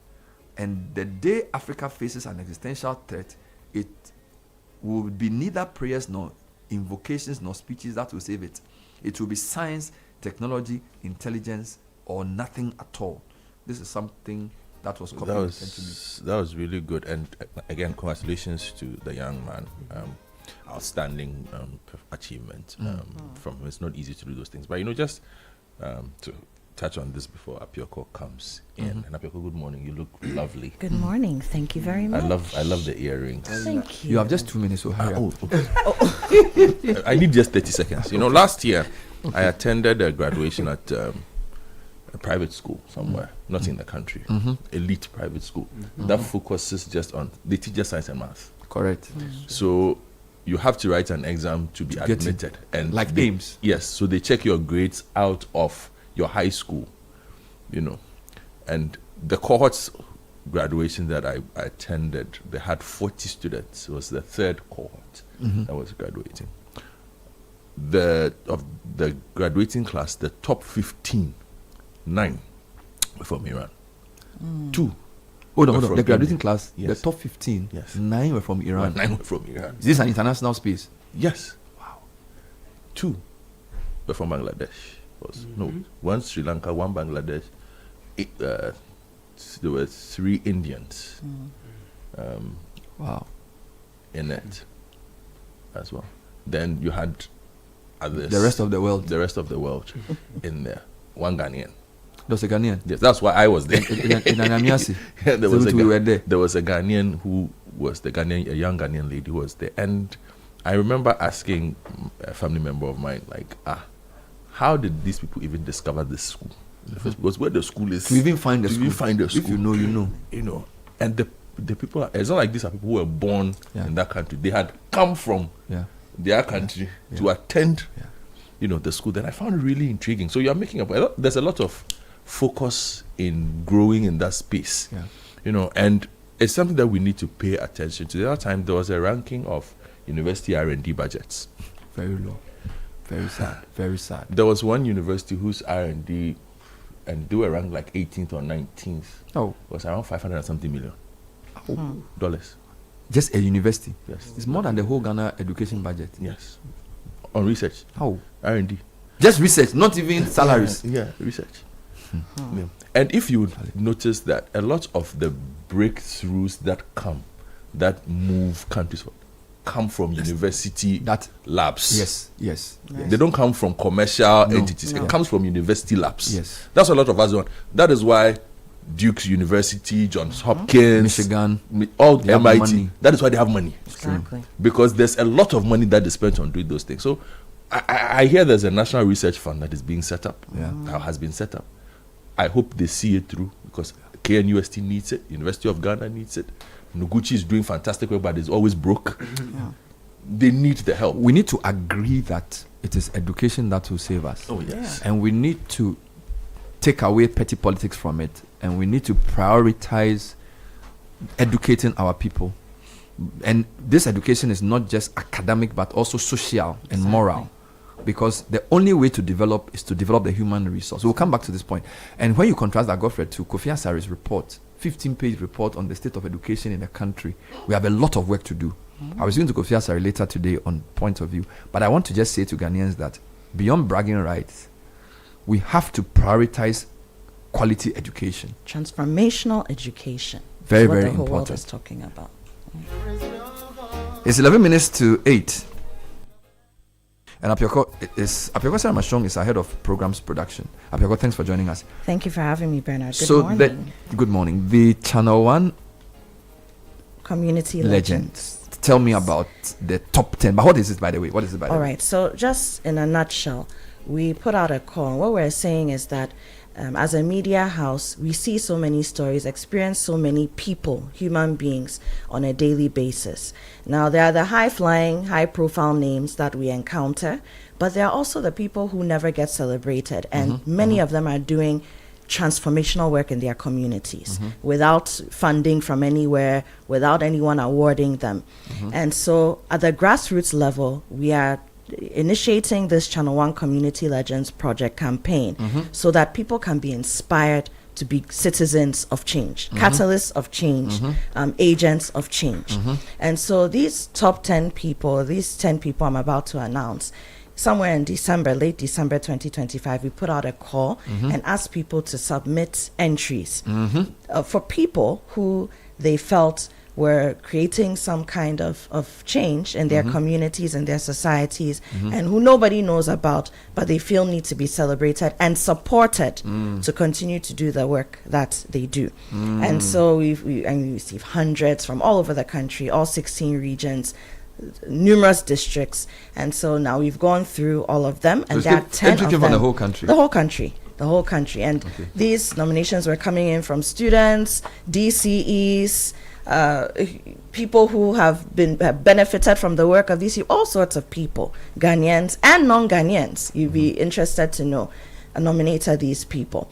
Now, this is the first cohort. So we are going to be doing this every year. So again, towards the end of this year, 2026, we'll put out the call again, and then we'll announce 2027 cohort. Wonderful. Yes. So who, is it in any order? No particular order. No particular order. All right. Okay, Venna, are you ready? Ready. So number 1 on the list is Dr. Emanuela Amwaku. Dr. Emanuela Amwaku. She's a pediatric oncologist. A pediatric oncologist. At the Cape Coast, she's in Cape Coast Central Region, so she works with the Cape Coast Teaching Hospital. Now, yes, round of applause. Now, what makes her special? She's oncologist. the first and only pediatric oncologist at the facility. This is the Cape Coast Teaching Hospital. Many people would want to be in Accra or Kumasi. Very little in terms of resources, but she's kept the fire burning. She's been a big advocate for getting child cancer on the NHIS scheme. She's used her own money sometimes to transport critical cases beyond the facility when she doesn't have what it takes to treat. She's currently raising money, one woman campaign, to build an oncology center at the Cape Coast Teaching Hospital. And then get this, in dealing with young children over time through her work, she's realized that storytelling is also a way of helping their healing. So she's written 3 children's books. And she's very specific about the things she writes. So beyond... I'm telling you. So she's not just a doctor. She's literally a healer in her community. Wow. And she's called? She's called Dr. Emanuela Amwaku. And Bernard, this woman had 22 entries coming in on her behalf. 22 entries? Yes, not just from the Central Region. Western, North, from the Western region itself, because all these people rely on this facility when they are dealing with cancer. So she's a big deal, and we are very proud to have her on So that's the list. first one. Who else is in that list? Number 2, we have Isaac Amwaku, and he's called Teacher Amwaku. Teacher Amwaku. Yes. I like those ones. From Sefwi Adrefwa in the Western North region. Let me look at that name for you. Yes. Sefwi Adrefwa. No, you see it. No, I wanted the name of the town. You know, there's Ajofwa. There's a place. Also Adrofwa. No, I'm saying there's a place like that. That's what I wanted to see. Yes. So there's even a football team called that. So from the Western North region. Okay. Teacher Amwaku. Now, they call him Teacher Amwaku for a reason. He is the CEO of the Teacher Amwaku Foundation. Hey! Yes. And what he does, very interesting, he organizes competitive reading programs. So treating reading as a competition to push senior high school students to read and develop the culture of reading. Many of the students have said that because of this initiative, they can now say that they are truly literate. Many of them have gone on to university. Some of them he's helped to raise their school fees to go beyond SHS. And he says that he believes education is not a privilege, it's a lifeline. So this is what he's been doing. Teacher Amwaku. Teacher Amwaku. So the first one is an oncologist. Yes. And the second one is he's a gentleman in the community who loves reading in the community and is asking himself, why can't my high school students read So and teacher comprehend things that they read. Wonderful. Who's the Teacher third? Amako. Number 3, we have Miss Daisy Mina Entry. Miss Daisy Mina Entry. Yes. Based where? She's based in Kaswa. Based in Kaswa. So Central Region. But her work takes her beyond, all over the country. The Republic of Kaswa. I'm telling you. She's the founder of the Gold Coast Literacy Foundation. The Gold Coast Literacy Foundation. Yes. And this is what she does. She focuses a lot on young girls, and particularly young girls who are struggling students. Okay. Now, what does she do? She awards them with scholarships. All right. Takes care of teenage mothers, especially Ooh. teenage mothers who have been abandoned by their communities, their families, and in some cases their schools. Charlie. Takes them. Sometimes she's worked with shelters. Wow. Put them up, seen to them, give medicine for them, for their children, get them back on their feet, and get them back into school. So this is what she does, and she's not limited herself to Kaswa. Again, for her, we've had about 10, 11 entries come in from different parts of the country. Amazing. Talking about how she has impacted them. So teacher in Kaswa. So she's not a teacher. She's a she's just a community. Seen a lot of teenage pregnancy. Okay, she's not even a teacher. No, struggling girls and so a community volunteer of some exactly. kind. So number 4. Number 4, Bridget Prempe. She's the headmistress of Impasetia DA Basic A. Bridget Prempe. Yes. Headmistress of Impasetia. Yes. Basic. Basic A. Yeah. In the Ashanti region. When they start giving A and B I'm telling and 1 you. and 2, you know you are in the proper town. You are there. What has she done? Now, headmistress, so educator. But what she realizes that there are lots of vulnerable groups that birth children who end up in her school and in surrounding schools. Okay. So she's taken it upon herself to work with widows, underprivileged families, and then she shelters vulnerable children. So children who are going through domestic violence, children whose parents are dealing with drug abuse, and so the complexities that come out of that. But basically vulnerable groups. Now what does she do? She provides educational sponsorships, access to health care. So she strikes partnerships with healthcare facilities, gets medication from pharmacies, sometimes even personally in her own home, takes in some of these people until they're in a position to stand on their own 2 feet. Wonderful. It's amazing work, and all because she's a headmistress who sees gaps in the system. Okay, so that's Madam Bridget. So 5. So that's 4. Okay, that's where. So I'm going to 5. Yeah, so we're going to 5. Michael Colette. Michael Colette. Yes. Of Krobo Edumase. In the Eastern region. Where my school started. There you go. Yes, the original baobab tree. Odumase Krobo. Now, what has he done? Michael, what does he do?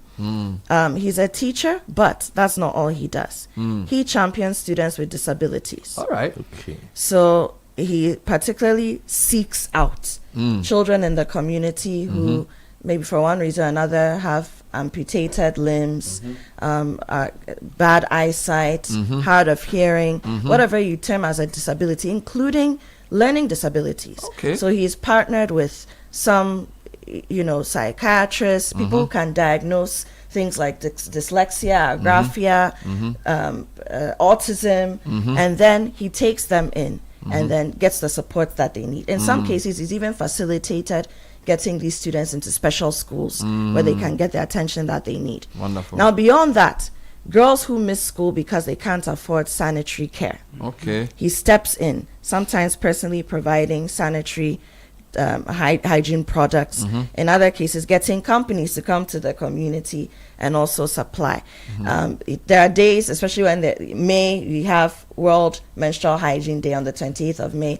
You'll have free sanitary pads in the school and in the community for girls to have access to. So this is what he does. And he says that education should never be interrupted by poverty. Wow. Yeah. That's amazing. That's the Powerful. 5th of our 10. That's the 5th. We are still talking here about the top 10. We'll take a short break with tech and social media trends. We'll reveal the rest of the 10 when we come back. This is the City Breakfast Show. Apyoko Ramashong is here with us. We don't want to rush it at all. Right? So Apyoko, you're not going anywhere. I'm right here. You have to. So we've brought you. Just give me the five names you mentioned again. Okay. So we started off with Dr. Emmanuel Amwaku. Then we moved on to Isaac Amwaku. They are not related, by the way. Then Daisy Mina Enchi. Okay. We've also spoken about Madam Bridget Prempe. Wonderful. And then number 5 on our list is, of course, Michael Colette. Wonderful. We'll come back with the rest of the 10. This is the City Breakfast Show. Do you need a professional tech services company in Ghana to provide reliable repair and support for your smart device? Reach out to Tech Therapy Limited, where a device is handled with care through proper diagnostics, skilled technicians, and structured processes. Call Tech Therapy on 050-578-9096 or send email to, or actually go onto our website, techtherapy.africa, or follow us on social media at TechTherapyGH for more information. We're at East Legon near the ANC Mall, 24 Garden Road. All right, coming up next is tech and social media trends. It's brought to us by Telecel. All right. Edwin Kwakufi is here with us details. Edwin, welcome. Thank you very much, Bernard. Good morning to everyone. So we start with the free primary health policy, which has become a major topic online because of the Minister Kwamna Minta Kando's appearance before the government accountability series before the media to address them. So he has been saying a lot of things, including the fact that 24,000 pieces of hospital equipment will be distributed to various health facilities as part of the policy.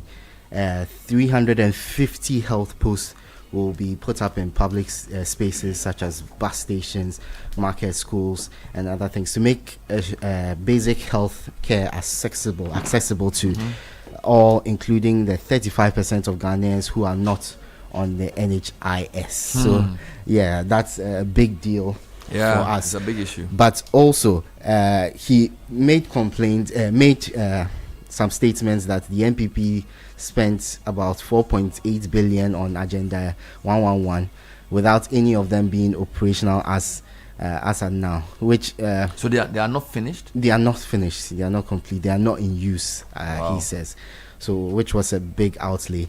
So he says that the government will do better with the money allocated to this project, and that everything will be spent and used properly. Okay. So of course people are excited that we are getting a lot more health infrastructure, but the complaints still exist or persist that are we going to see these projects completed in time? Is the money going to be wasted again, as we've seen several times? So that's what people are complaining about on social media. That is the question. Yes, exactly. And why won't we complete the ones that have already been started instead of starting whole new projects, which possibly could be abandoned again? So wonderful. Yeah, that's what people are talking about. Let's move on to some sports news. Yes, last night's Champions League action. Oh, I told you. Yes, I told you did. Yeah, PSG completed the victory over Liverpool 2-0 at Anfield, but Liverpool performed better. I didn't even watch it though. Yeah, Liverpool played better. I was reading actually a book on Infantile history, so I wasn't watching the match. Sense. It was a very good use of my one year. I had 130 minutes. Or was it 1 hour 50 minutes? Yeah, 1 hour 30 minutes to read part of the book. I've wasted my emotion watching that. Oh, but you'd have seen chapter 4. You'd have seen an improved performance from Liverpool. It wouldn't have amounted to anything. So sometimes it's better to dedicate football time to reading books. Bernard, is this you today? I've been humbled by life. So I was marking the book, and the kids were asking, "Won't you watch?" I said, "Oh, I've changed my hobby. Now I'm a reader. I don't want to watch football again." I believe what I'm hearing. No, it was useful. I was even telling Goffey about the Infantile story. Yeah. No, Infantile story. Very good book to read. So find the book and read. I'll find it. Don't waste your time watching. My team too. Yeah. Okay, but some troubling news from last night. Hugo Ekitike. He picked up an injury. Some suspected to be an ACL tear. What happened to him? Yeah, a suspected ACL tear, which could keep him out of the World Cup if it's revealed to be so. So he might be out for the rest of the season, maybe some part of next season. A huge blow for a young striker who many expected a lot from at the World Cup. So my third trending topic, and I saw this video on social media of a Dutch woman who was traveling within Ghana from one region to another on an airplane, and then she posted a video of the state of the plane. So the seats had been patched up with tape, and then the wings were all rusted and basically hanging. She posted the video, and it's obviously people are very terrified because it could. We've had a number of incidents recently regarding aircraft and crashing. So to see an airplane in this state, it's a big worry to people who say that we are waiting until something happens before we act on something like this. Air travel is also very expensive in Ghana. Yes. And it's a worrying situation. I hope they are tagging the appropriate authorities in those posts. Yes, the air tag the Ministry of Transport. Yes, they've been tagged, and the civil aviation and those other people. Yeah, and the owner of the aircraft too has been tagged in all those. So they should take note of that. Let's move on to some tech news. And Amazon, they want to challenge Starlink. Yes, so they are buying up satellites from Global Star worth $11.57 billion. All right. Yes, those satellites are expected to help them offer internet and mobile phone services, just like Elon Musk Starlink is doing. So they want to challenge the market, go into the question I have for you is maybe later on, has Starlink's competition reduced prices? Because prior to Starlink's coming, there's a lot of controversy, and people said Starlink would, because of all the satellites that Elon Musk had put up, prices would be a bit lower, and there will be also it's an alternative to fiber. Okay. So they've been in the system for over a year. So maybe we should research to see whether Starlink's entry has. Tomorrow I'll bring you those numbers. Has brought any price down. Thank you. So that's Amazon joining the fray. Doing Kickoff with tech and social media trends. There are many reasons to connect, and it's all to put smiles on the faces of those you love. Daddy, thanks for the tea cash, okay? I love you. That's my daughter Angela. Caring for my parents, that's my duty. I also get to pay my utility bills easily with Telecel Cash. And to the suppliers at my shop, hello sir, Telecel Cash payment received right on time. Thank you. I get to make them smile because I can pay to my suppliers' merchant numbers, even on other networks directly. My dear ones, we keep the connection stronger when our family, friends, and business relations are happy. Live on cash, enjoy convenience, and make those who matter smile when you send them money with Telecel Cash. Telecel, connecting energies. The World Cup is coming, and this time you're not just watching it, you're living it. Match Experience Hospitality is giving you front row access to football's biggest stage in absolute style. Think VIP stadium seating, exclusive lounges, gourmet dining, and priority access. No stress, no hassle, just pure football luxury. This isn't just a ticket. This is the World Cup experience. With over a decade as an official FIFA sales agent, Match Experience Hospitality knows exactly how to turn a match into a lifetime memory. So upgrade your World Cup. Call 055-155-1119. Visit matchexphospitality.com or walk into any Absa Bank branch, our official banking partner today. Match Experience Hospitality. Don't just watch the game, live it. Match Experience Hospitality is doing this with Absa Bank as its official banking partner and Glyco as your official travel insurance partner. You can't deny it when you taste it. The rich creamy goodness of caramel coffee. One sip and you feel it. It's caramel coffee. Taste it and you love it. It's a special feeling. One sip and you feel it. It's caramel coffee.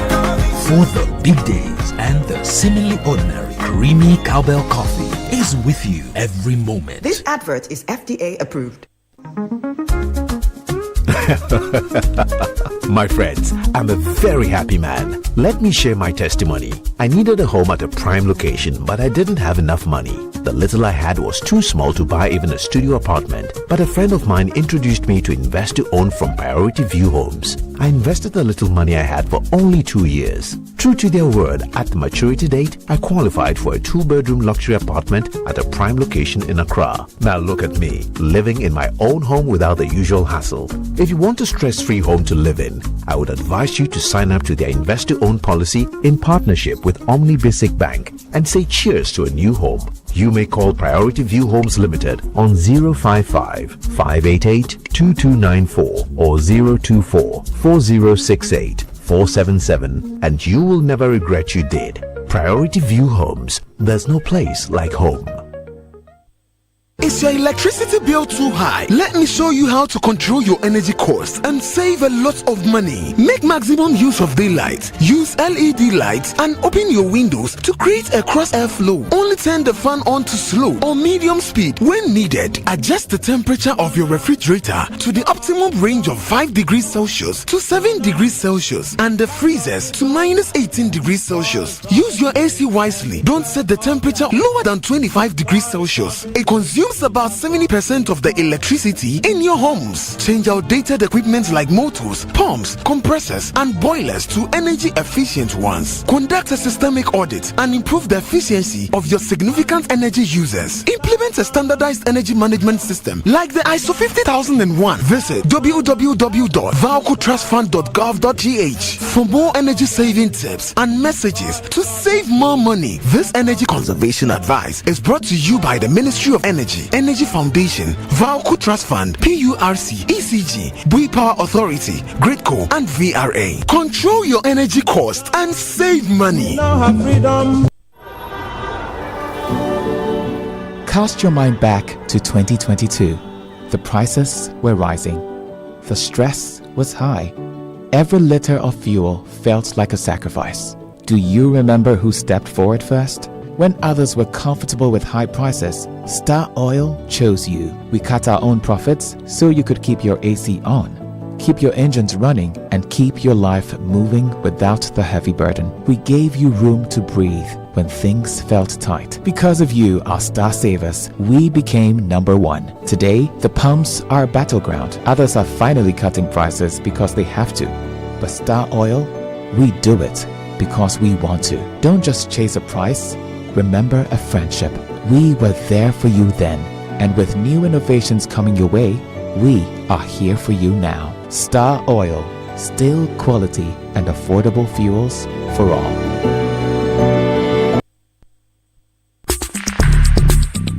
Join the conversation on the City Breakfast Show on Facebook at facebook.com/City97.3, Twitter at twitter.com/City973, and Instagram at instagram.com/City973 with the hashtag CityCBS.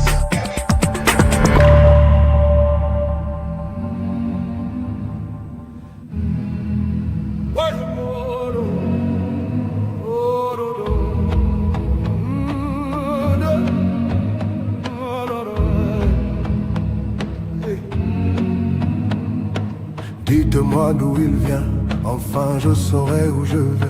Maman dit que lorsqu'on cherche bien, on finit toujours par trouver. Elle dit qu'il n'est jamais très loin, qu'il part très souvent travailler. Maman dit travailler c'est bien, bien mieux qu'être mal accompagné. Unleashing the power of relevant radio. This is City 97.3. Sans même devoir lui parler, c'est ce qui ne va pas. Ah sacré papa, dis-moi où es-tu caché? Ça doit faire au moins 1000 fois que j'ai compté mes doigts. Hey. Où t'es papa, où t'es? Où t'es papa, où t'es? Où t'es papa, où t'es? Où t'es, où t'es papa, où t'es? Où t'es papa, où t'es? Où t'es papa, où t'es? Où t'es papa, où t'es? Où t'es, où t'es papa, où t'es?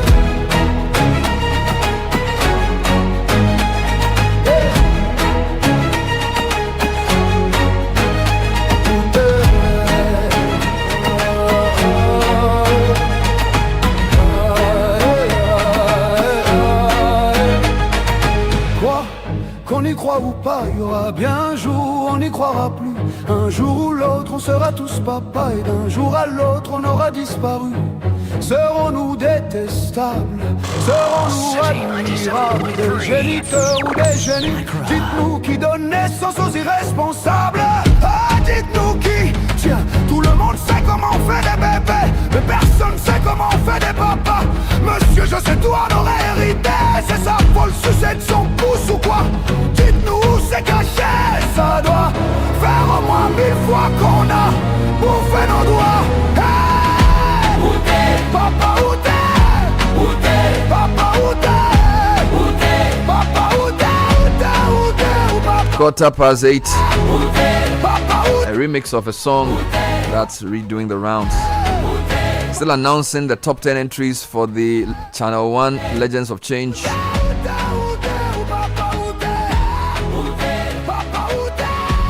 Get a new techno AI enabled Camon 50 Pro and the Camon 50 Pro Ultra with eSIM support. Many features including a one-tap flash memo function for scanning documents and the improved Ella AI assistant as a live companion. Great battery power. An AI-powered photo gallery becomes a creative studio with AI art, AI image, and tools like AI reflection remover. Visit any techno store to get your Camon series. Sounds like a World Cup song as well. Which was the best World Cup song? I think we all know it was the Shakira one, right? We should adopt this as our World Cup song. And by the way, on Friday, we are starting our World Cup TV show at, is it 4 p.m? Until 3 p.m, yeah. So it's the World Cup Central. And with over a decade as an official FIFA sales agent, Match Experience Hospitality brings you premium access to football's biggest stage with VIP seating, exclusive lounges, gourmet dining, and priority entry. No stress, no hassle, just pure football luxury. It's more than a ticket, it's the World Cup experience. Upgrade now. Call 055 155 1119. Visit matchexphospitality.com or walk into any APSA branch. The 2026 World Cup experience is brought to you by Match Experience Hospitality, APSA Bank as the official banking partner, and Glyco as the official travel insurance partner. Match Experience Hospitality, don't just watch the game, live it.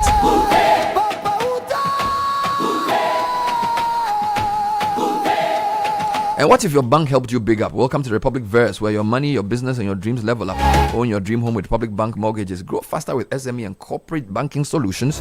And run your daily finances smoothly with retail and commercial banking products. Build wealth with investments and trust management. And pay anywhere, anytime with Republic Visa credit or debit cards. Call Republic Bank on 0800 414 414. Republic Bank, we are the one for you.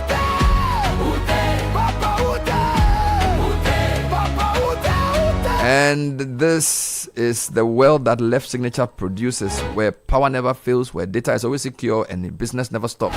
From expert electrical engineering services to cutting-edge renewable energy solutions like solar and microgrids, Left Signature keeps your world powered and protected. Our data center and cloud services ensure maximum uptime, seamless connectivity, and strong disaster recovery, so your business never misses a beat. Left Signature delivers custom applications, ERP systems, and AI-powered solutions to boost productivity and drive growth. Call Left Signature on 0256 111 811 or visit lefsignature.com. You can stop by our office at Lashibi North Celebrity Estate. I'm told this is one example of a song where the remix is better than the original, and there are a few songs like that. Yeah. The remix. No, Godfrey, you know, I searched for it on Apple Music and I heard the original first. I didn't even listen to 10 seconds. It was a very flat. And I saw the option into brackets Afro Soul, and I obviously went for that. And of course, I've been playing it over and over since. Apparently, somebody said there's even an AI remix which is even better. Oh. Yeah, AI can do remixes. So it's Papaoute. Is he speaking French? Yes. Do you understand French? Tu parles français? Je parle français un peu. Mais je l'écris moins bien que je le parle. Easy. Yeah, so I write it better than I speak it. So I can read. I can teach you French. You write French better. Fluently. I see. So écrit, that means you write. Yes. Better than je les dis. l'écris moins bien que je le parle. So tu parles français et tu écris français. Oui. Et je lis le français. Hey, plus Oui. fort. Did you understand the last part? She said she reads. She reads French as well. Okay. Yes. Caleb, I want to say read the LPMs in French. So say it. I can't say it. Caleb, how do you say that in French? You should read the announcement in French. The moment. No, I'm not saying you should read. I want to say to you to read the announcement, but I won't say it in French. So how do you say to read? So lire. Lire. Yes. So conjugate lire. Do you know conjugation? Je lire, tout lire. No. Vous avons lire. Hey. Vous êtes From qui to who? Caleb. Je lire. Yeah, two words. I don't know. Il, elle. Vous êtes, nous sommes.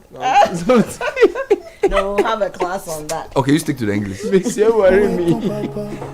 No, don't blame your teacher. It's not your teacher. No, he came too much. Charlie, we had a French teacher called Mr. Tagai. Charlie, those days, Mr. Tagai.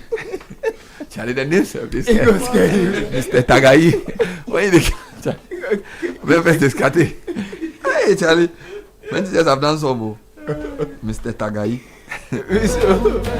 Charlie, read the cowbell. So you know that moment when the alarm rings and life is already asking questions, campus, office, hustle, dreams waiting to be chased. Those moments when you need something that helps you show up and keep going. That's why Cowbell Coffee stays with me every single moment. Whether you're grinding for that exam, pushing the deadlines at work, or cooking up the next big idea, Cowbell Coffee gives you that creamy taste and rich coffee aroma to kickstart your day right, and you can enjoy it anytime. Because success doesn't happen overnight. It's the little moments, the early mornings, the late nights. And through it all, Cowbell Coffee day with you. Cowbell Coffee with you every moment.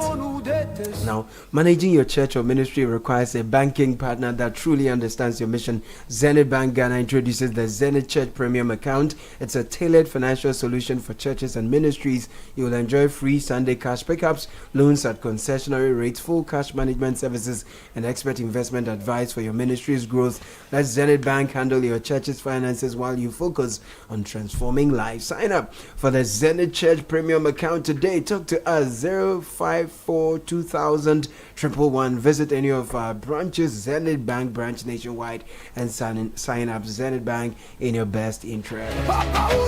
So 590 mobile is here. People are winning big. Here's how you do it. NLA has actually increased the play time of your favorite 590 mobile from Monday to Saturday. Noon rush starts from 8:30 to 1:25 p.m. the next day, while the evening draw starts at 1:30 p.m. and closes at exactly 7:55 p.m.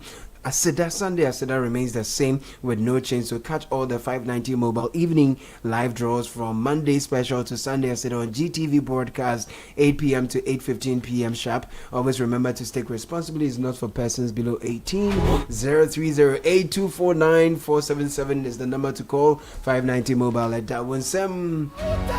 Now here's some good news for you. If you're a shareholder of Societe Generale Ghana, your dividends are now being paid directly to your bank accounts or mobile money. Dividend payments are no longer being made using dividend warrants. All shareholders are therefore respectfully required to update their records with the registrar NTHC Limited with the following information: your bank details, email address, and mobile phone numbers, including those you've registered with Momo. If you are a Central Securities Depository account, if that is what you have, then contact your stockbroker with your relevant details. Societe Generale Ghana is committed to providing you sound financial solutions always. Societe Generale Ghana, the future is you.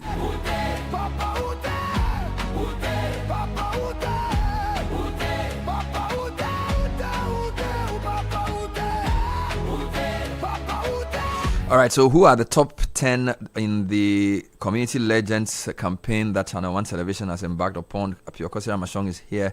So far, we've heard of Dr. Emanuela Amoako, who's, she's a what? She's a pediatric oncologist. And then we have Isaac Amoako, who's a teacher. Right. And then Daisy Mina Entry, who's a community worker. Exactly. Then there's Bridget Prempe. And then there's Michael Colette. That's right. Now, there are 10, so we're going to get the next. Who's number 6? Okay, so number 6, and again, we're still doing this in no particular order. Mm-hmm. So we have all the way from the Sagnarigu municipality in the northern region. Hansau Bukari. Hansau Bukari. Yes. Is that a man or a woman? It's a woman. Hansau Yes, Bukari. Okay. yes, a lady. Okay. And I mean, what's special about what she does? Very interesting. So she is a teacher as well. We have lots of teachers. Teachers and medical and social community people. Community people who've been deployed and have seen problems and they're fixing them. So this is the thing about her. She decided that no child should have to study in a deplorable state. Good. Infrastructure looking terrible. She feels it's not inspiring. It's not conducive for learning. So what she does is she finds paint, repaints classrooms, does maintenance. And then beyond what she does in the classroom for maintenance and whatnot, she's identified that there's a gap between what happens in the classroom and then what the children do at home. So many of their parents don't speak English, don't understand the material that they're learning in school. And so she organizes workshops for the parents so that they're also going through some kind of adult education, adult literacy training, so that they can support the learning of their children at home. This is good. Not just parents, but guardians, people in community centers, places of taking it worship upon and all herself that. to taking it go upon beyond herself. what her job requires her to do. I'm telling, and you know, she's been so impactful in what she's been doing that it's her DCE who nominated her. No way. Yes. No her way. DCE said there's no way they could do all the work that she has done with the resources they have. So they appreciate her so much. And her a teacher DCE, at the Halilia Islamic Primary School, Hansau Bukari, Sagnarigu. Wow. Now that's heavy. Who's number 7 on our list? Okay, number 7, we have Elijah Awuno. Elijah Awuno. Yes. Now Elijah is originally from the OT region, but he's, get this, an immigration officer. Immigration officer? Yes, with the Ghana Immigration Service. And he's 27 years old. So what does he do? So now when he works as a laboratory scientist with the Immigration Service. A lab scientist? Yes, yes. Hey. Now this is the thing about him. When he got to his posting, right, he realized that there was a lot of destitution in the community. So he started trying to support some of the efforts that are going there, especially the elderly. And with the population within the space that he finds himself tends to be an aged one. So providing help, rallying young people in the community to go and fetch water for older women, helping them go to the farm, you know, just supporting it, even with money as well. Then he realized actually my pocket, you know, it cannot support all this. So he started going into entrepreneurship. Started pulling himself together, doing things on the side. And now he's seeing that that's also a financial liberation opportunity. So he's rallied the youth in the community, got also partners to come and teach them about financial literacy and entrepreneurship. And many of them are able to sustain themselves because of this. Amazing. And he's based where? So he is based, let me just get the exact place for you. So he's in the OT region. Let me find the exact town for you. I thought it was in So he's, okay, no, so he comes from the OT region, but he's based in Asinfosu. Based in Asinfosu, which is in the central region. That's right, central region. Elijah. So this is Awuno. Wonderful. Number 8. Okay, so number 8 on our list. And so far we've had 7 of them coming through for the nominations. So we have Anthony Kojo. Anthony Kojo. Yes, and he's based in Sunyang, in the Bono region. Okay, this is nicely distributed. Nicely distributed. So we have the central region, Cape Coast. We have especially Juafua, Western North. We have Kasoa, central region. We have Ashanti. We have Krobodumasi, Eastern. We have Sagnarigu, Northern. We have Asinfosu, and now we have Bono region, Sunyani. Exactly. Anthony Sunyani. Kojo. Anthony Kojo. What does he do? Now, so this is him. First of all, Anthony started out as a community, just seeing problems in the community and solving them. That pushed him to take on voluntary work, and he ended up working with Germany Ghanaian NGO Technology Without Borders. Technology Without Borders. Yes, because of his volunteer work. Okay. So he started working in the community, then realized actually if I attach myself to a bigger entity, I can do more. Now, Technology Without Borders is based in Accra, but this is what he's done. All the way from 2016, as a young guy, he started by coordinating the repair of broken boreholes in 14 communities. Coordinating the repair of broken boreholes in 14 communities. Yes. Okay. So you see that rally people, speak to people who he thinks can help, rally partners. He has that convening power, that magic. And so he uses it. Now, this is another thing. He realized that children in the community are being left behind, digitally speaking. So that's how he met technology without borders. Okay. Went to rally, pitch, convinced them, and they brought laptops. And they've created an offline educational server. And it's configured to enable students to access educational videos and submit assignments without internet access. Wonderful. Then beyond that, he's seen that recycling, pollution and whatnot is a problem in the community. So he went to rally other partners to come and do training for young people and then the community in recycling, provided bins. Amazing. And I'll get this.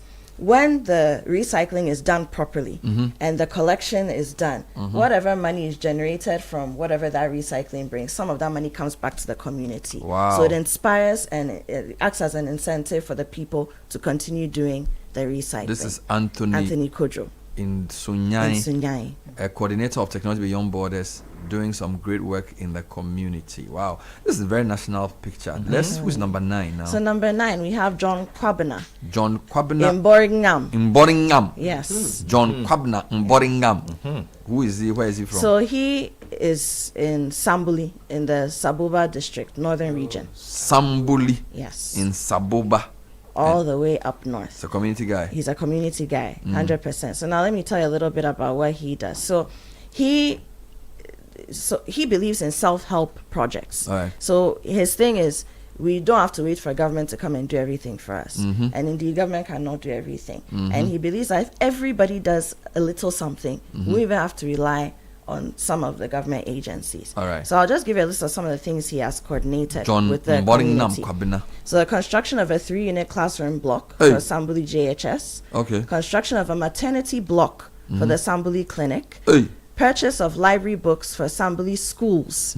Purchase of furniture for Sambuli JHS. And then construction of a community center for Sambuli.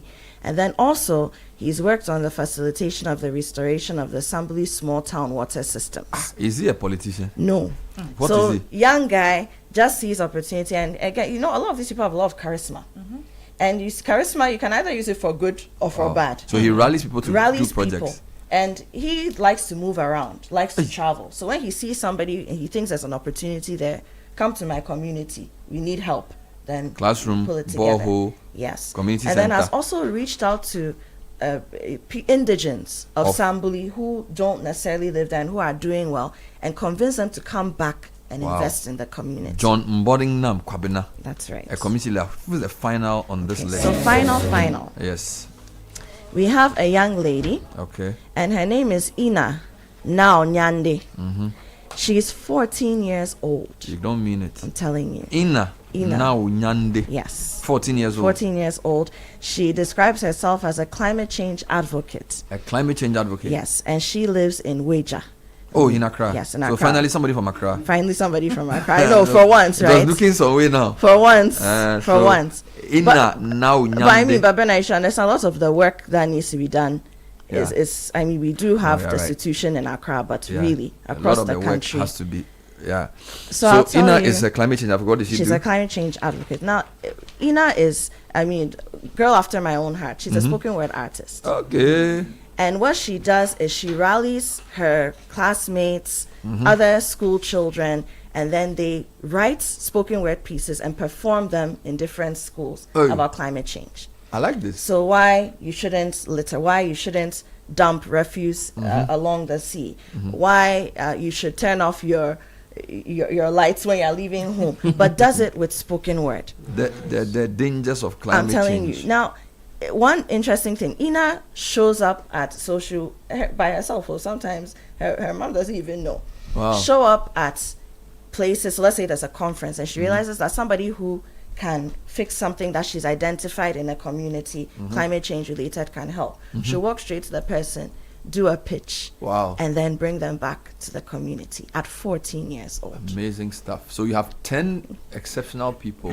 These things you've described in words, will we see the stories in action. Yes, when we will. begin the Yes, TV. we will. So what are we going to do? So we've announced the 10 legends for the 2026 cohort of the Channel 1 Community Legends project or campaign, right? Now, in the next couple of weeks, we'll be rolling out 10 episodes. Everybody has one episode. Everybody has one episode. Wow. 30 minutes. Oh, really? And So full story. Full story. 30 minutes. So you get to hear from the legends themselves. You get to hear from those who nominated them, and then also from people who have been impacted by the work that they are doing, who see it unfolding on a daily basis. Modeling community activism, modeling good citizenship, modeling. You know, a lot of people say we discuss a lot of problems, but that's just because they listen to only one program. You see, If they would, if they would watch what we do in totality.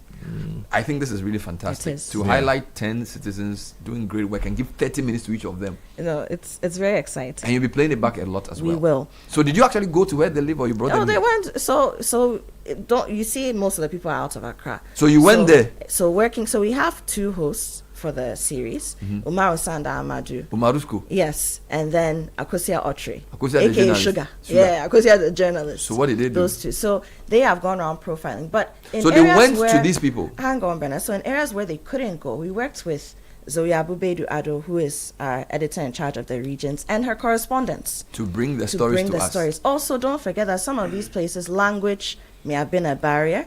Also, understanding the culture of the people. So we worked with our correspondents who understand these things, and then put So the you are stories telling together. 10 stories, 10 of stories. change agents across the country. What's the regional breakdown? I like that.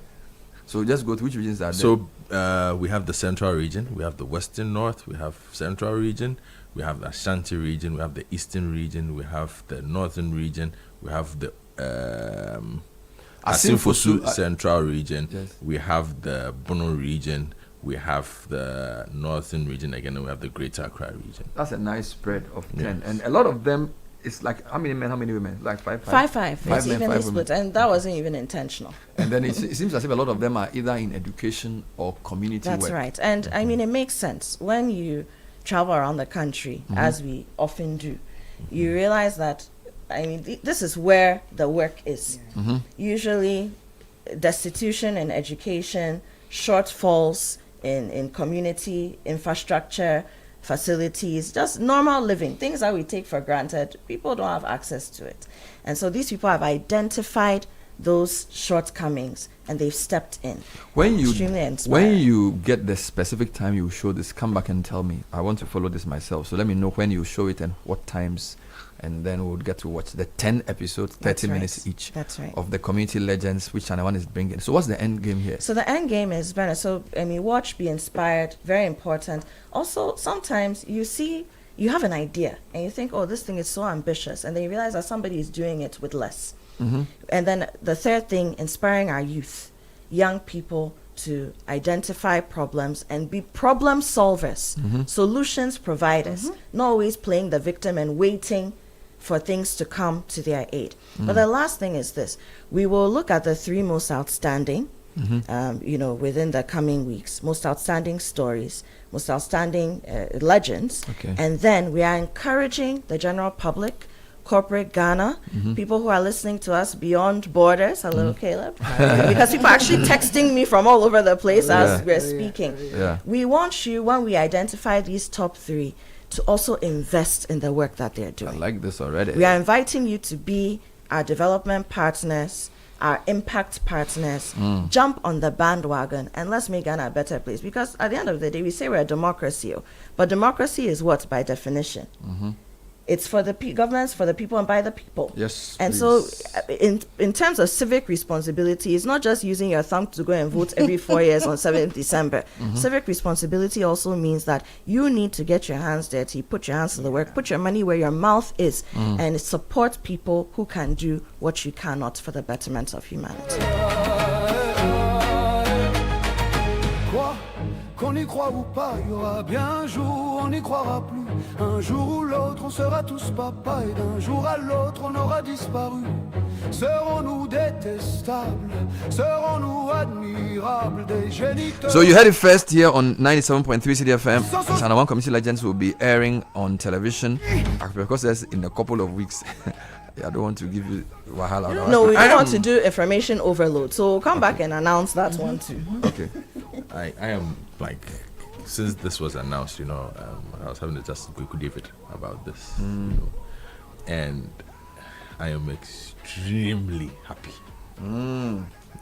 that this is happening because you hear and watch the stories of the so-called small people in other places who are contributing so much to their communities and their societies and the difference it makes. Okay. And I am happy for people like Dr. Emmanuel Amuakun, Isaac Amuakun, Teacher Amuakun. A lot of them are teachers. Miss Daisy Mina Entry, Madam Bridget Prempe, Michael Colette, Asau Bukari, Awona Elijah Wupe, Mr. Humpe, Anthony Kojo, John Mborinyam Kwabna, and the 14-year-old Ina, now Nyande. I was just checking her out on social media. The spoken word girl. Yes, to see what she's been doing.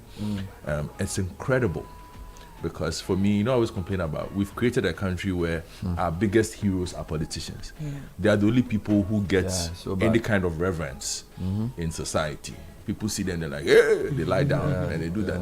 Yeah.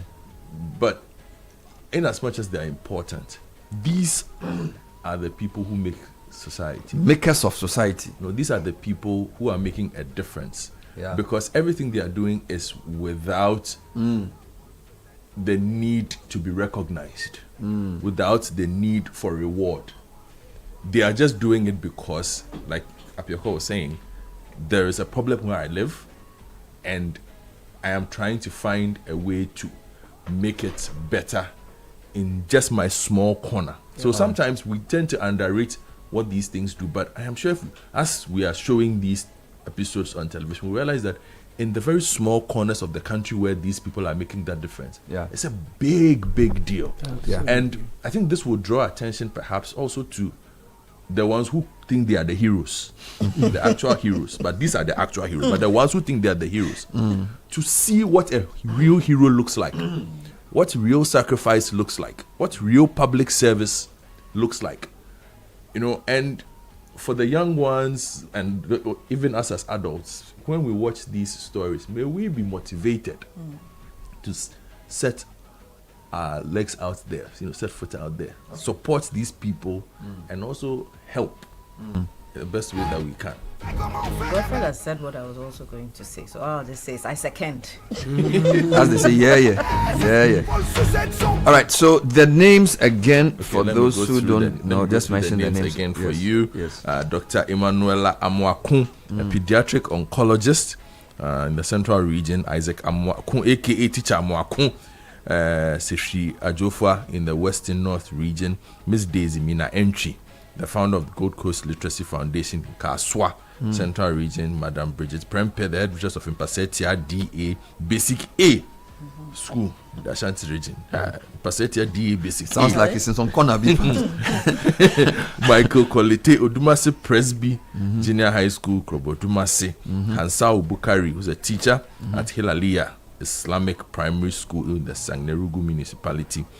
Elijah Awono Wupe, lab scientist, Ghana Immigration Service, based in Asinfosu in the Central Region. The coordinator of Beyond Borders, Mr. Humpe Anthony Kojo, in the Bruno Region, Sunyai, and then John Mborinyam Kwabna from Sambuli, Saboba District, Northern Region, and then from Weja, our own Weja, climate change advocate Ina now Nyande.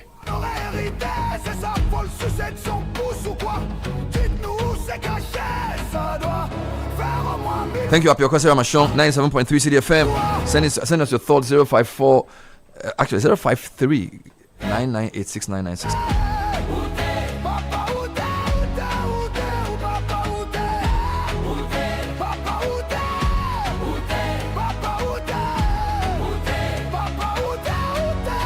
All right, now we are talking education, and there's a lot more to get into later on.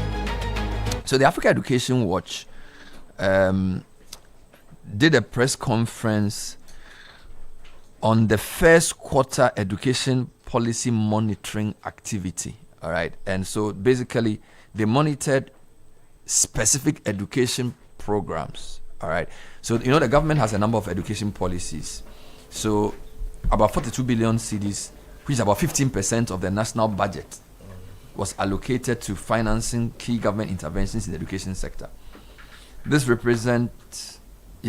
report presents findings from district and national level education policy monitoring conducted in February to assess the implementation of selected education policies and interventions.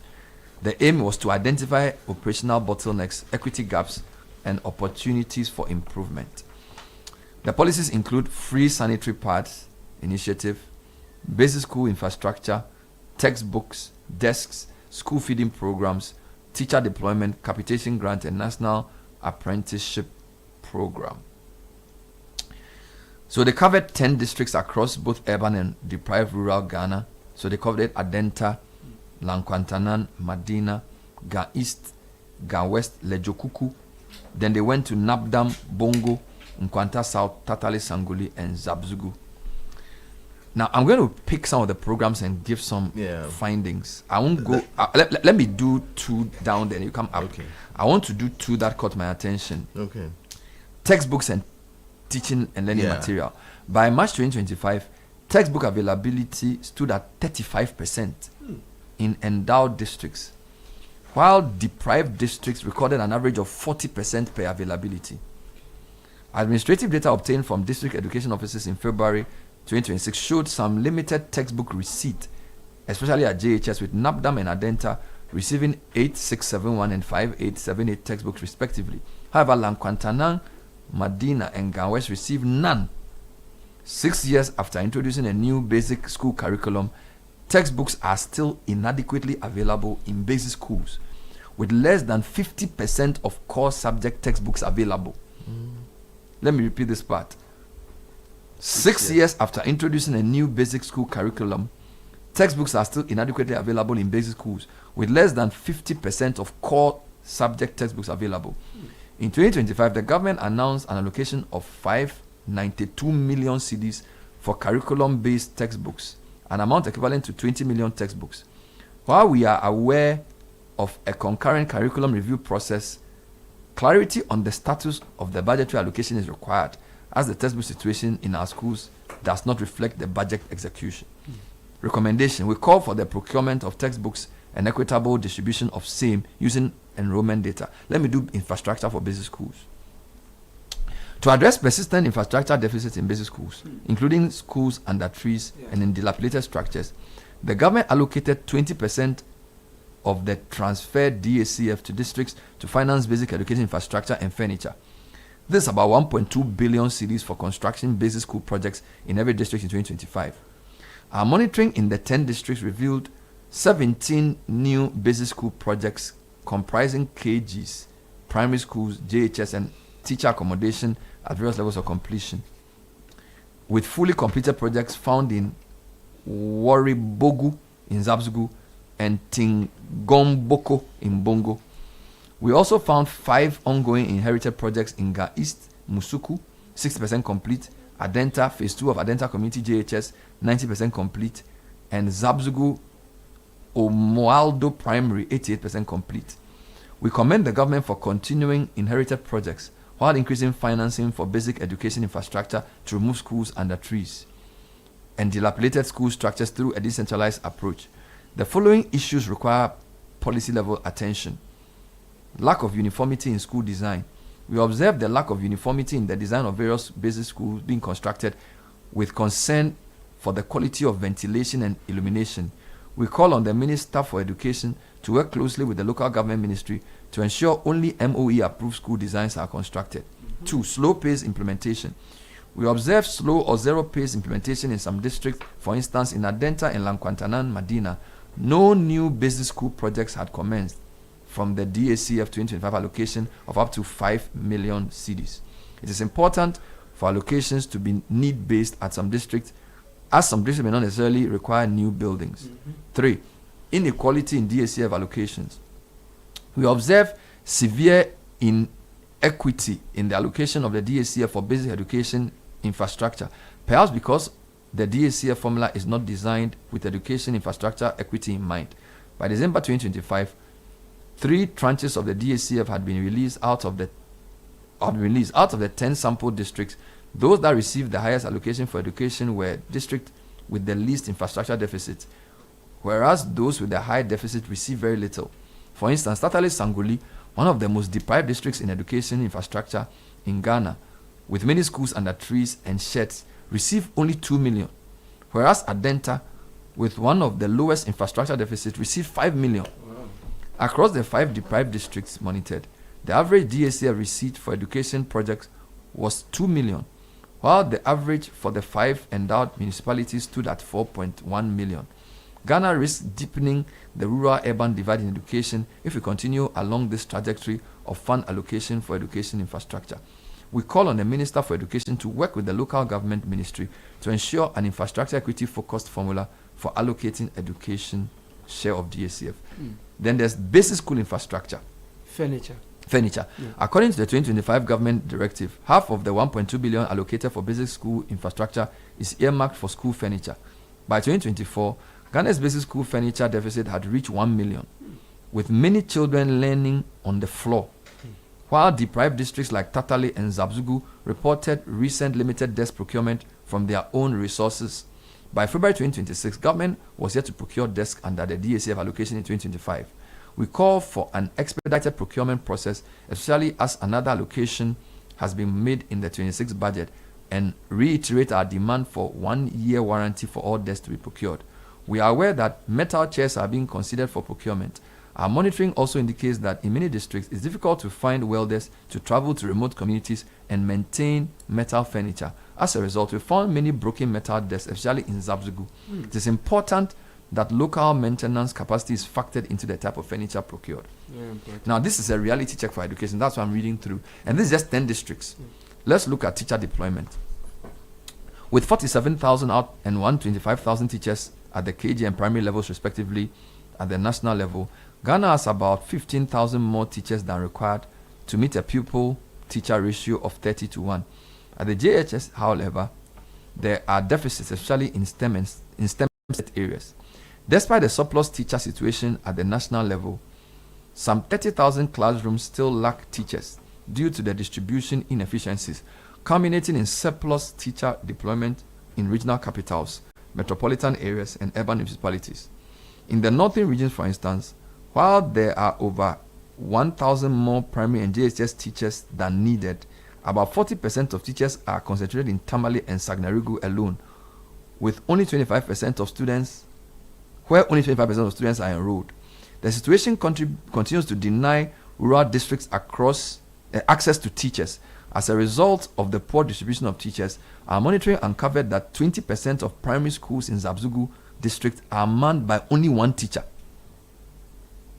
Let me repeat this. As a result of the poor distribution of teachers, our monitoring uncovered that 20% of primary schools in Zabzugu district are manned by only 1 teacher. We welcome the ongoing process to recruit about 7,000 teachers and support the President's commitment to ensure targeted, decentralized teacher deployment to only teacher deficit districts. While the estimated 7,000 teachers is below expectation, it provides an opportunity for the government to give true meaning to the age-old lip service called teacher rationalization in the education sector. Before our recommendation for teacher deployment, it is important to contextualize that an education sector with 16 billion CD financing gap cannot afford to waste 900 million CDs a year on teachers who are surplus to manpower requirements at the current location. It's important that GES optimizes spending efficiency by moving them to places where they are needed or disengaging them from places where they are not. The reality is equitable and efficient teacher deployment in 2026 will depend more on how the surplus 15,000 are redistributed than on the 7,000 yet to be recruited. Recommendations. In line with the President's directive on decentralized teacher postings, we call for transparency in the recruitment and deployment of teachers. The GS must publish a teacher posting plan indicating the quotas to be distributed to all districts receiving the 7,000 teachers. This will form the basis for civil society and media monitoring of district distribution efficiency at the district level and give feedback to the Ministry of Education, EduWatch will be submitting an RTI request to enable our partner NGOs across rural Ghana monitor the teacher deployment process. Our partners in urban Ghana, where teacher surplus exists, will also monitor to ensure no new teacher arrives there. We call on the Minister of Education to engage the Minister of Finance for supplementary financing or funding for transfer grants to enable the immediate transfer of teachers from teacher surplus districts to underserved districts. Surplus teachers who refuse to accept transfers to schools where their services are required should be taken off the teacher payroll to enable those who are ready to teach in rural schools to be recruited and deployed. For the remote communities that have failed to retain trained teachers, we recommend the recruitment of SHS leavers from within these communities. Recruits should be given basic pedagogy training to enable them teach in their community schools, while upgrading to become trained teachers through distance education over a 5-year period under a government-sponsored intervention. A similar module implemented 20 years ago in deprived communities guaranteed teacher presence for at least 4 years. We encourage the Ministry of Education to collaborate with the Youth Employment Agency on this proposed module. The deprived area allowance promised teachers must be delivered timely to support rural teacher deployment. I've done 4. I want some of you to go into the others. I want the TVET. TVET. Yes. I want to do the sanitary pad program. Okay. Good. So let's go through that. So I'll take you through that. It categorizes it into distribution, local production, product quality and suitability variations, inequities in distribution across districts, targeting, and then it gives the recommendations. So here goes. About 292 million Ghana cedis was allocated in 2025 budget for the procurement and distribution of some 12 million sanitary pads in pre-tertiary schools. Monitoring of the pad distribution found positive impacts on girls' participation and hygiene, including reduced reliance on improvised materials as well as reduced financial burden on teachers.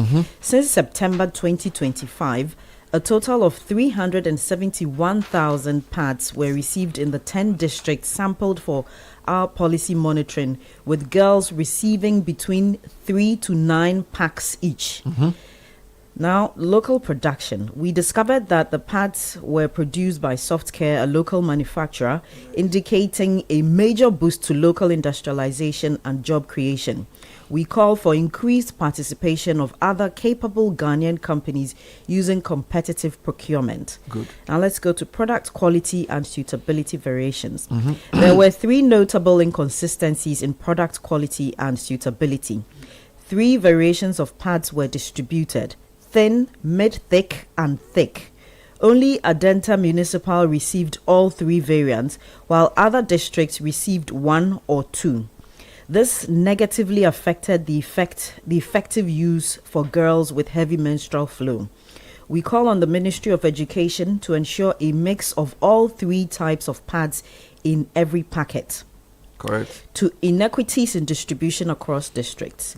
Now, distribution patterns were uneven across districts, with some girls receiving only 3 packs in Nabdam, Bongo, and Lajukuku, while others received up to 9 in Tatale, Sanguli, and Zabzugu since the beginning of the intervention. These disparities suggest the absence of a clear and standardized allocation framework. Thank you. Targeting. While in districts like Bongo, all girls from upper primary upwards were receiving pads regardless of their menstrual status, in Adenta and Medina, schools targeted distribution at only menstruating girls. To improve distributive efficiency, there are good targeting lessons to adopt from Adenta and Medina. Correct. And here's the recommendation. We call for a data-driven distribution plan for sanitary pads, strictly based on girls' enrollment from upper primary upwards. At the school level, only menstruating girls should receive pads. There must be a published guideline for distributing the pads. Finally, the intervention must find expression in the inclusive education policy. Wonderful. Who was going for the next one? Yeah, I'm going for TVET, and that is also linked to the National Apprenticeship. And by the way, this is a report put together by the Africa Education Watch on their quarterly monitoring of government education policies across 10 districts. Very rich report indeed. Godfred, so TVET, what are they saying? Yes, so it says that TVET continues to receive little attention from the education budget. In 2025, only 2.5% of the education budget went to TVET, against an average of 6% in peer countries like Rwanda, Ivory Coast, and Ethiopia. The low financing of TVET translates into low teacher availability, poor infrastructure, high class sizes, and poor quality of teaching and learning. Ghana is currently producing over 500,000 secondary school graduates annually due to free senior high school. If Ghana is to translate its free secondary education into future jobs from the current 10% TVET participation, we must encourage at least 20% of secondary school students to pursue quality TVET by 2028. However, making our second cycle education skills rich requires purposive investment. TVET class sizes are too high to assure quality. In some schools, we observe class sizes over 100 against a recommended size of 25, defeating the very essence of the competency-based training curriculum being implemented. Digital infrastructure is scarcely available. Only 10 out of the over 261 TVET schools have internet access, a situation that limits Ghana's ability to train its human capital in digital skills and related competencies required for global competitiveness in the fourth industrial revolution. Other ICT facilities are scarce. The current condition of TVET infrastructure and facilities does not meet the minimum standards required to produce globally competitive skilled manpower, and also constricts equitable access in the face of increasing demand for TVET. In the Northeast region, for instance, none of the TVET schools have a dining hall, though they are all boarding. Our TVET schools require about 200. So where do they eat? Our TVET schools require our TVET schools require about 206,000 desks, 116,405 beds, 1,056 workshops, 974 classrooms, and 1,082 dormitories to effectively function as skills development centers operating at optimum capacity. The financing of practical work under free TVET is unrealistic. Allocating 33 Ghana cedis per student for practicals for a whole academic year does not support industry relevant skills training at all, as most TVET schools end up conducting only one practical session a month instead of one each week. Even the one practical work is highly compromised. The current TVET costing framework, which is based on free senior high school, is not fit for purpose. As evidence prior to free TVET indicates that TVET is at least twice as expensive as general secondary education. Continuing with this approach only means providing theory-rich skills training in our schools, a major complaint from industry. The government must review the financing model for TVET and prioritize TVET financing to at least 10% of the education budget if Ghana is to situate TVET at the heart of its industrialization and job creation agenda as espoused in Vision 2057.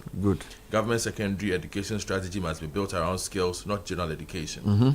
That paradigm shift is very crucial for any research that drives industrial development and creates jobs. While we welcome the current allocation of 1,000 teachers for TVET, it remains woefully inadequate, considering a projected deficit of about 15,000. Conscious of the fiscal constrictions, we call on the government to increase the financial clearance of TVET to enable the recruitment of at least 3,000 teachers this year. And this is linked to the National Apprenticeship Program. That's here as well. National Apprenticeship Program. The National Apprenticeship Program is being implemented across all 10 sample districts in trades including hairdressing, tailoring, cosmetology, metal fabrication, carpentry, barbering, tiling, smoke making, bead making, events decoration, building and construction, and weaving, with training spanning 3 to 18 months, after which beneficiaries are expected to receive startup support. Now, the first cohort of beneficiaries largely enrolled in short-term trades like makeup artistry and fabric or batik production, completed training in districts like East Nabdambongo, Lejokuku, Tatale Sanguli, and Zabzugu between December and February 2026, while learners in long-term trades remain in training. So field data indicate about 60 young people in Nkwanta South, 55 in Gan West, and 30 in Adentan among current beneficiaries under a national pilot to train 10,000. Across all districts, the dominant challenge affecting the apprenticeship program is delayed financing, which triggers a chain of operational weaknesses, delayed disbursements of stipends and fees to both trainees master craft persons, reduced program attractiveness, low learner attendance due to delayed stipend, and learner dropouts due to financial hardships. Wonderful. Others who completed training in December are still waiting for startup support. These challenges are negatively impacting the program's effectiveness, teaching and learning quality, patronage, and relevance. Okay. It's also observed that most participants are senior high school graduates who could have acquired these skills during their time in school. This observation supports EduWatch's long-standing perspective that the optimal approach to equipping young people with employable skills is through integration into secondary education rather than allocating additional resources for post-secondary training following 3 years of free secondary education. All right. So we call on the Ministry of Finance to expedite fund releases to ensure trainees and learners receive funding and startup support timely to avoid dropouts and delayed startups. We also reinforce our earlier call on the government to review its secondary education strategy to make it skills rich. All right. The approach of spending millions on training school leavers in skills they could have obtained in secondary school is low on spending efficiency and too costly for an economy like ours. Let's end with capitation grant and school And school feeding. feeding. Then we will Right. take a short break. When we come back, we'll go into the implications of this. By the way, this is a review of the implementation of key government policies on basic and secondary education. Yeah. And it's revealing a very important trend. Kaka, go through the capitation grant and the school feeding for me. Okay, so I'll start off with capitation grant. 145.5 million Ghana cedis was allocated to the capitation grant in 2025 at a per capita of 15 Ghana cedis per head for students in the public basic schools. The grant, which is used for managing basic schools, is released in 3 tranches within the year. All schools reported receiving the 3 tranches of the capitation grant in 2025, January, March, and July, the first time in many years. This represents an improvement in funding predictability. We thank God. Despite improvements in timelines, the amount of the capitation grant remains inadequate. Schools consistently reported that allocations do not meet operational needs, including minor repairs, teaching materials, and administrative expenses. Of enormous concern is the lack of a budget to finance school-based exams. To date, Ghana does not allocate funds for organizing school-based exams in basic schools. Those schools receive similar funds under free SHS. With GS banning parents from paying exam fees in 2025, which is commendable, as those who could not pay were turned away from exams, the latent assumption that the capitation grant could finance school-based exams is unrealistic.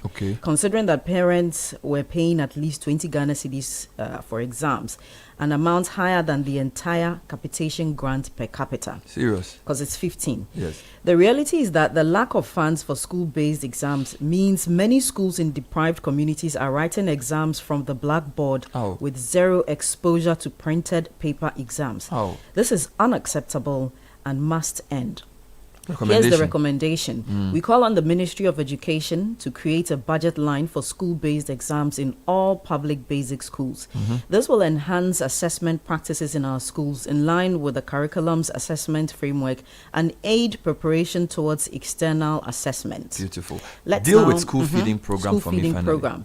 Now, in the 2025 budget, an allocation of 1.78 billion Ghana cedis was made for the provision of one hot, nutritious lunch for 4.2 million public KG and primary pupils at the per capita cost of 2 Ghana cedis a meal. An increase, that's even been increased from one cedi 50 pesos in 2024. Interviews with pupils revealed improvements in the quality of food provided under the program. However, concerns persist regarding portion sizes, which are often insufficient to meet pupils' needs. Again, delays in food delivery by some caterers continue to disrupt teaching and learning, indicating the need for stronger supervision and enforcement by school heads. Unfortunately, school heads currently lack the authority to supervise caterers, limiting accountability and quality control. Why? We observed some irregularities in feeding. At the Saligba Primary School in Bongo, The school feeding program has been highly inconsistent, with no meals provided during the third term and only about 50% coverage in the second term of the 2024-25 academic year. Why? There are severe inequities in school feeding distribution across districts, as the criteria for school selection defies the poverty index.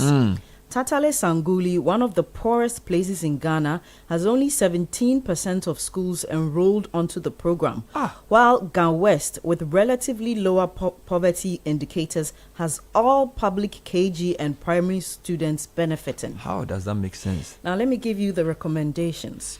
We call for an indexation mechanism linked to food inflation to guide annual increases in the school feeding allocation. Decisions on school feeding per capita allocations must be systemic, not political. Thank you. We also call on the Ministry of Gender, Children and Social Protection to strengthen school-level supervision of school caterers, including direct oversight by school heads, and ensure only caterers certified by school authorities to have cooked are paid. To enhance equity, we call for an alignment of decisions relating to increase in school feeding coverage with the multi-dimensional poverty index of the Ghana Statistical Service.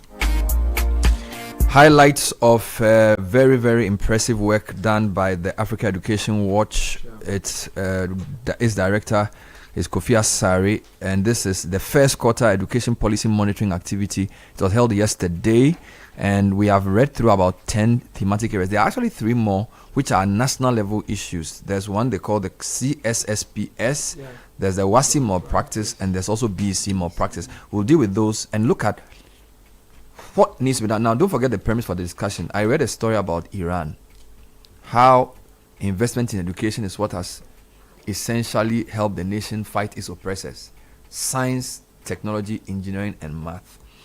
And we are here with major gaps. Schools under trees still being dealt with. Students still working, some students still learning from the floor.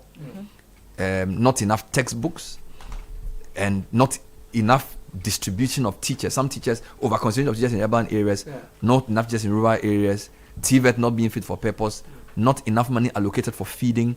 So there's a lot of problems in the educational sector. And these reports are important because we want to get into the details of development, not just the big issues. So we'll come back and jump into the issue. But if you are dreaming of studying abroad or taking the IELTS test, then IDP education should be a place you should be talking to.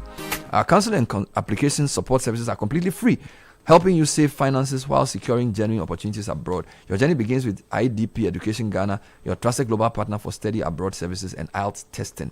We offer expert-free support for study abroad applications to the UK, US, Australia, New Zealand, Ireland, and Canada. Visit us at Akwaje, Adum in Suase, in Kumasi as well. We are in Osu. Call 020-256-6614 or 054-233-1052. Book your IELTS test today. Speak to our counselors and take the first step towards your future abroad. We'll be right back. Stay with us.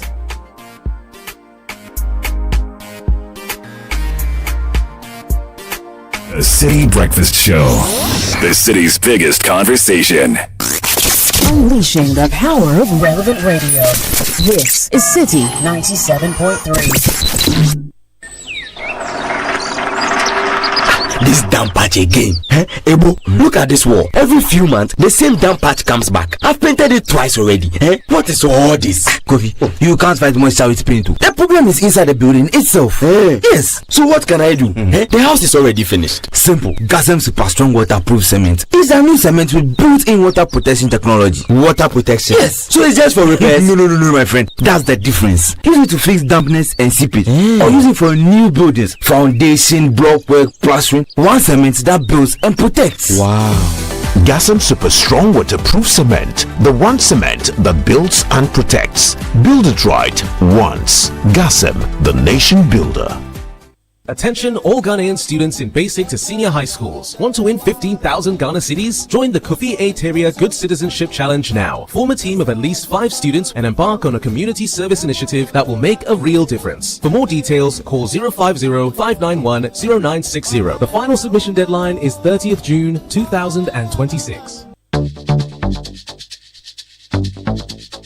E-E-E-V-A Looking for a burst of flavor in every sip? Discover the refreshing taste of Piva beverages. Enjoy the classic Piva Cola flavor, perfect fit anytime. How about a fruity adventure? Try our delightful Piva orange fruit drink packed with recognized citrus flavor. Craving something exotic? Our Piva cocktail fruit drink brings the tropics to you. For a sweet and juicy treat, grab our grapefruit drink and don't miss out on the refreshing Piva tangerine fruit drink, bursting with tangerine flavor. Piva Cola, Piva Orange, Piva Cocktail, Piva Grape, Piva Tangy. Grab yours today. Available now at your local store. Call us on 055-00-322-31. Piva, a taste you love. This advert is FDA approved. P for Piva.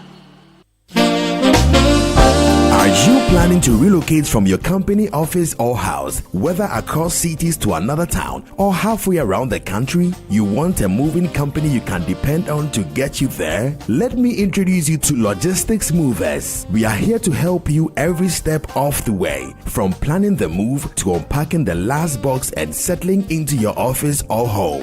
We have the expertise, experience, and market understanding and offer fast, reliable, and professional transportation services in Ghana. Our main thrust is to successfully move your business, household items safely, on time, and hassle-free. You can call us on 0246 833 539 or 0244 342 465. You can also send us an email to info@logisticsmovers.com or check our website www.logisticsmovers.com. Why expose your company or household items to theft or damages when you are relocating if it's avoidable? Logistics Movers, we help you relocate.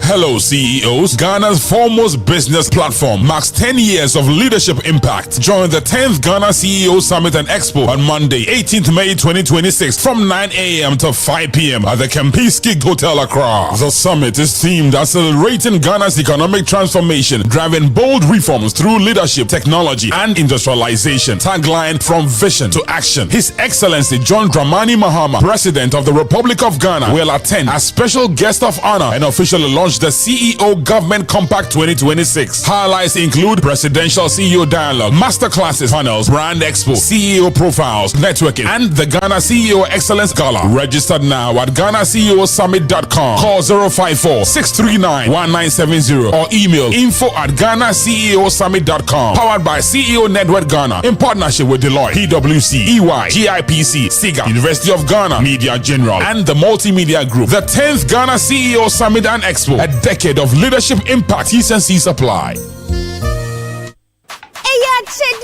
Electroland Ghana Limited ye mamo achedie kese o we ye de ma ye dwedi fo wo ni ye di ye o esansa mu no kredie aso ye ninti ye mamo achedie kese pa achedie kese a ye de ma wo enemy every Accra ekotamali Ghana fa na nyina Electroland eye number 1 ne hiane se wo beto Samsung TCL Media any Nasco niama ewo Electroland showroom any anamo si fo wo mo Ghana fa na nyina ananso dial *928*8888# ube to me so register.electrolandraffles.com ana boye na watching ye bosumi akrade yibi na wetimi anya achede kese pa free TVs, ACs, fridges, gas cookers, washing machines, sound towers, mobile phones any ne keka ho a ye de ma won kwa tumedi NLA Caritas platform no agiatum kai say nhihye kakra wo ho Electroland Ghana, rewarding your loyalty the big way.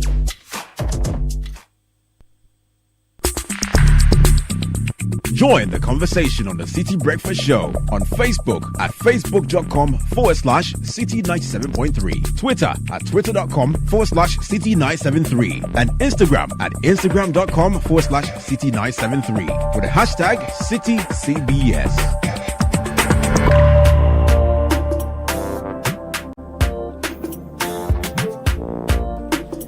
Welcome back. It's 19 after 8. We still have three major issues from the EduWatch report to tackle: CSSPS and then malpractice at the WASI and the BEC levels. Very solid report from the EduWatch. I'll bring you details of those other aspects of the report very shortly. Just before then, the hottest slogan in town is part to part from GCB Bank. It's giving you a chance to win big prizes. We're talking about an ultimate football all expense paid trip to the Global Football Fiesta next year, plus monthly TVs, fridges, cookers, and many goodies. Prizes know they finish. Join the winning team. Deposit and maintain 300 CDs for or more in your GCB savings or current account. That's all. Small savings. The more points you earn, the more your chances of winning big. So get in the game and you are next. We could be in Canada, US, or Mexico. We're doing this from December 2025 till April 2026. So save, win, go with the Patupa promo by GCB Bank. Global Football, here we come. And if you're looking for a best of flavor in every sip, discover the refreshing taste of Piva beverages. We have Piva Cola, Piva Orange, Piva Cocktail, Piva Grape, and Piva Tangy. So grab yours today. Available at a local store near you. Call 0550-03223 on Piva Beverages, a taste you will love. And in recognition of an exceptional career dedicated to law and public service, the UPSA Law School presents an honorific lecture and award in celebration of Mr. Chachu Chiketa, astute lawyer, legal luminary, public sector management expert, and academic. Wednesday, 15th April 2026. That's today, 3 p.m. sharp at 3 p.m. at the Kofi Ohene Kunedu Auditorium. The event promises to be an evening of celebration, extolling the awardees' excellence and impactful contributions to the development of law, the legal academy, and public service in Ghana. For more inquiries, 0245 347 946. You are cordially invited. See you there. So, Godfred and Kakra, we have CSSPS next, WASI more practice, and BEC more practice. So, let me just go through them quickly, and then we get into all that the report has put together within the time that we have. So, on CSSPS, EduWatch says it welcomes the decision by the Minister for Education to allow students to complete their school selection 1 week after the release of BEC results. Since 2023, EduWatch has submitted to the Ministry of Education that one way to reduce pressure on Category A schools is for students to appreciate their actual results before school selection, giving them the benefit of their raw scores. With this, the CSSPS should be calibrated to allow only students whose raw scores meet the cutoff of respective schools to select them in the first place. We also note that the CSSPS will be subjected to another review.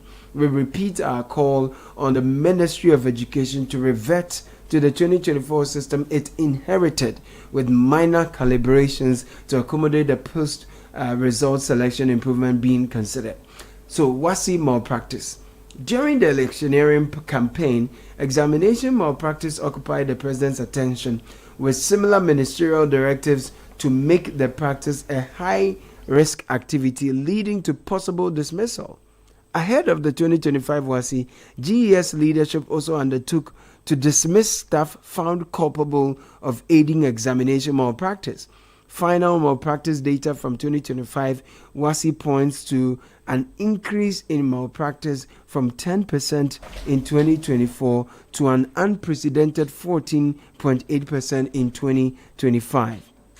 With 99.7% of the malpractice arising from examination room collusion, leading to similar or identical scripts being detected in the marking process. This means almost 15% of candidates had a subject result cancelled. Even though Ghana is preparing for the 2026 WASI by June, no school head or invigilator has been sanctioned. If we continue to not demand accountability from school leadership, Ghana could be heading towards a 20% malpractice rate in 2026. And they have a graphic here from 2018, which was a 0.9 rate, now all the way to 14.8%. Now, on BEC malpractice, a month from now, Ghana heads to the BEC, another activity plagued by malpractice. In September 2025, an undercover video documentary by GH Probe, The Dark World of BEC, was aired on major television networks, exposing some GES staff transacting exam malpractice with cash benefits in return for supervised cheating in some schools in Accra Metro.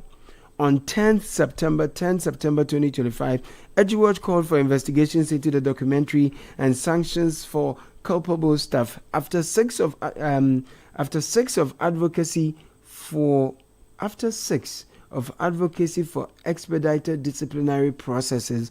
The outcome of investigations has still not been made public, with all staff seen in the video still at post and preparing for another BEC next month. This accountability inertia cannot discourage the exam or practice culture. It rather incentivizes saying. We call for a new examination or practice accountability framework for the GES. Heads of schools that record over 50% of malpractice rate in any subject without prior reporting of malpractice must be removed from leadership.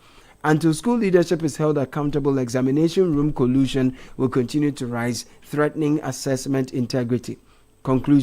In conclusion, while Ghana continues to demonstrate strong political and fiscal commitment to education, the evidence from this monitoring exercise shows that systemic inefficiencies, weak targeting, and inequitable resource allocation continue to undermine the impact of these investments. From disparities in sanitary pad distribution and school feeding coverage to persistent textbook shortages, inequitable infrastructure financing, and poor teacher deployment, the system is yet to deliver consistent and equitable outcomes across the districts. At the same time, the continued underinvestment in TVET and weak accountability in examination systems pose significant risks to skills development and learning integrity. Addressing these challenges require a deliberate shift towards data-driven planning, equity-focused financing, and stronger institutional accountability.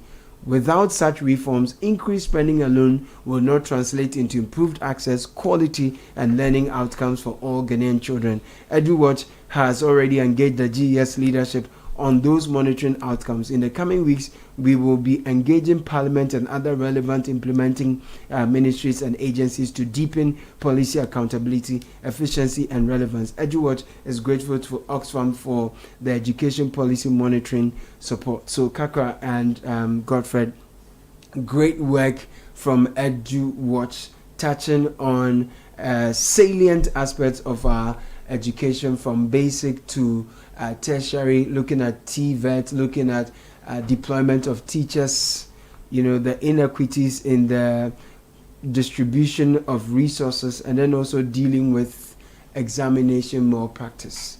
Fantastic work, and clearly there is a lot for the education ministry and GES to be doing to fix the education There's system. always been a lot for them so to much. do. And again, I appreciate the consistency of EduWatch in this endeavor. Kofi Asare and his people have, even when it wasn't sexy to pay this kind of attention to education, him and EduWatch have been doing this, trying to provide insights that we don't get. Yeah.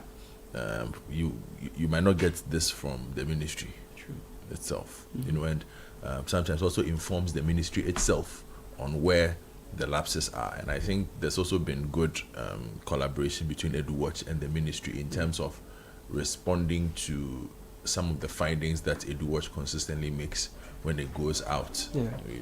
And in trying to make head of the sense of this, like I said, I was drawn towards the TVET, and the dissonance between us as a country, our stated vision of moving towards industrialization and the lack of investment in technical education.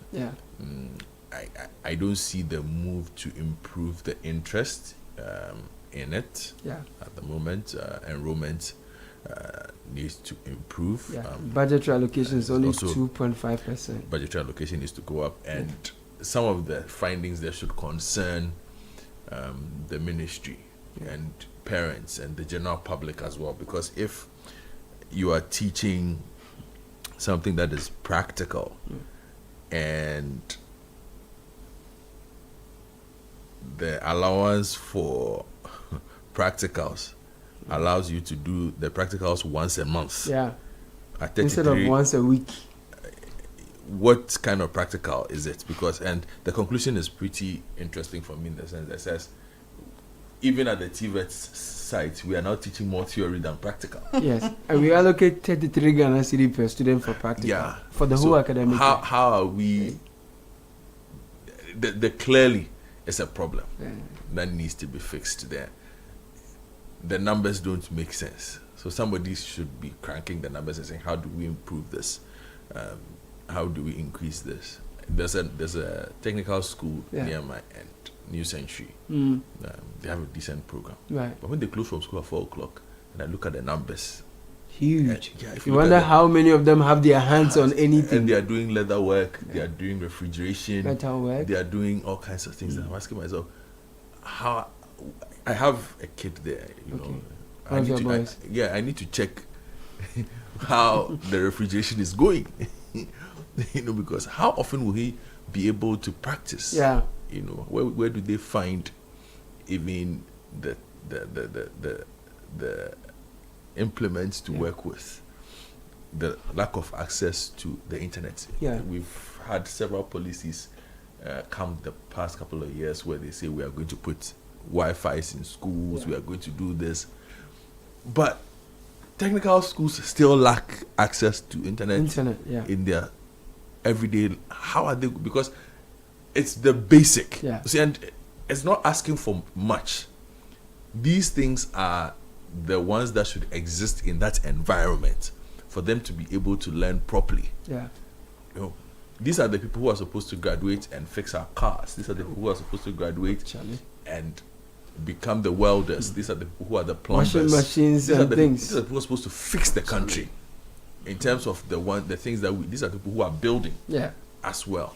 So for them to not have access to the very things they need is a headache for me. And I would link that to the apprenticeship program as well, and the difficulties that they are going through there. And a very interesting line about why are we not teaching the things that some of these people need in the secondary school. Exactly. We wait for them, they go and learn something else in secondary school. Yeah. Then after school, they have to go through a different training model. Yeah.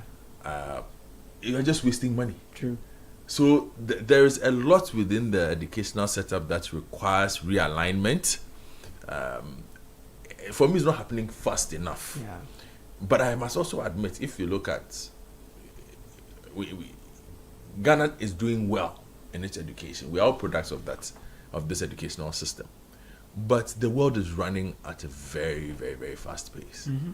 And we need to catch up. Yeah. So this is timely from EduWatch, this quarterly. So there will be a second one. So hopefully when this quarterly, the second quarter there'll comes, be improvement on there'll all be these improvements metrics. on all these metrics. Yeah. Otherwise, but the difficulty for me is some of these things are things we've been talking about for 5 years, 6 years. Textbooks. Yeah. How are you attending school and you don't have textbooks 6 years after the introduction of a new curriculum? Yeah.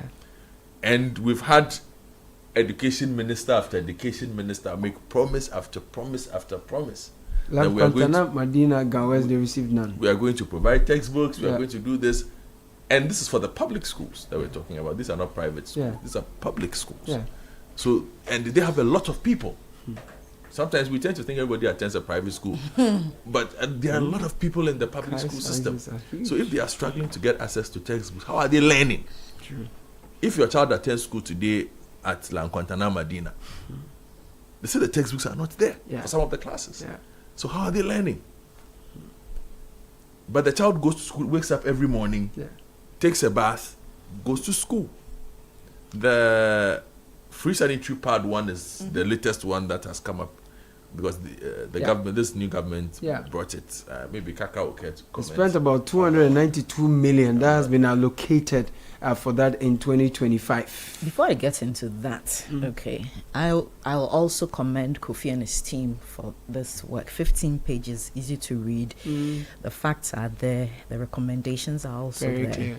Now, he starts off with the percentage that the government allocated in terms of its expenditure to public education, and that's 15% of the national budget.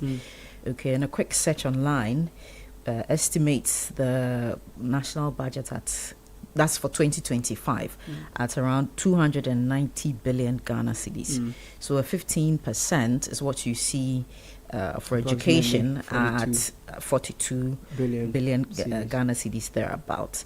And I also checked on the benchmark, the global standard with UNESCO, and that's about 15 to 20%. That's the spending on public education.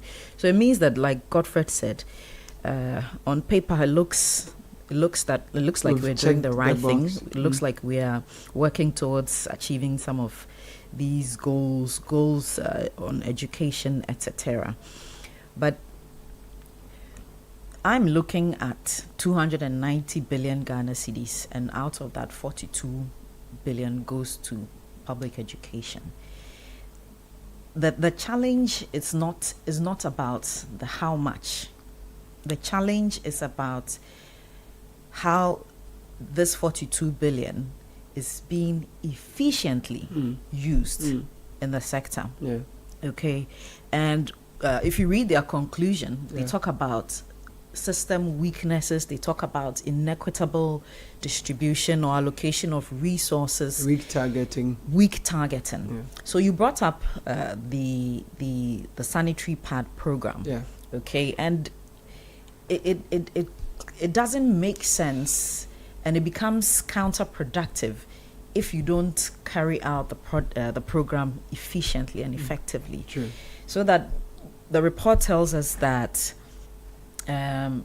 sanitary pads were distributed without understanding the data, without understanding the targets, the people you were distributing. So some of the girls who are not of menstruating age got some. On what basis others who didn't? Were girls who were yet, or like you say, who have not reached the menstruating age, received those sanitary pads? Yeah. Then that appears in some sense to be futile. Wasteful.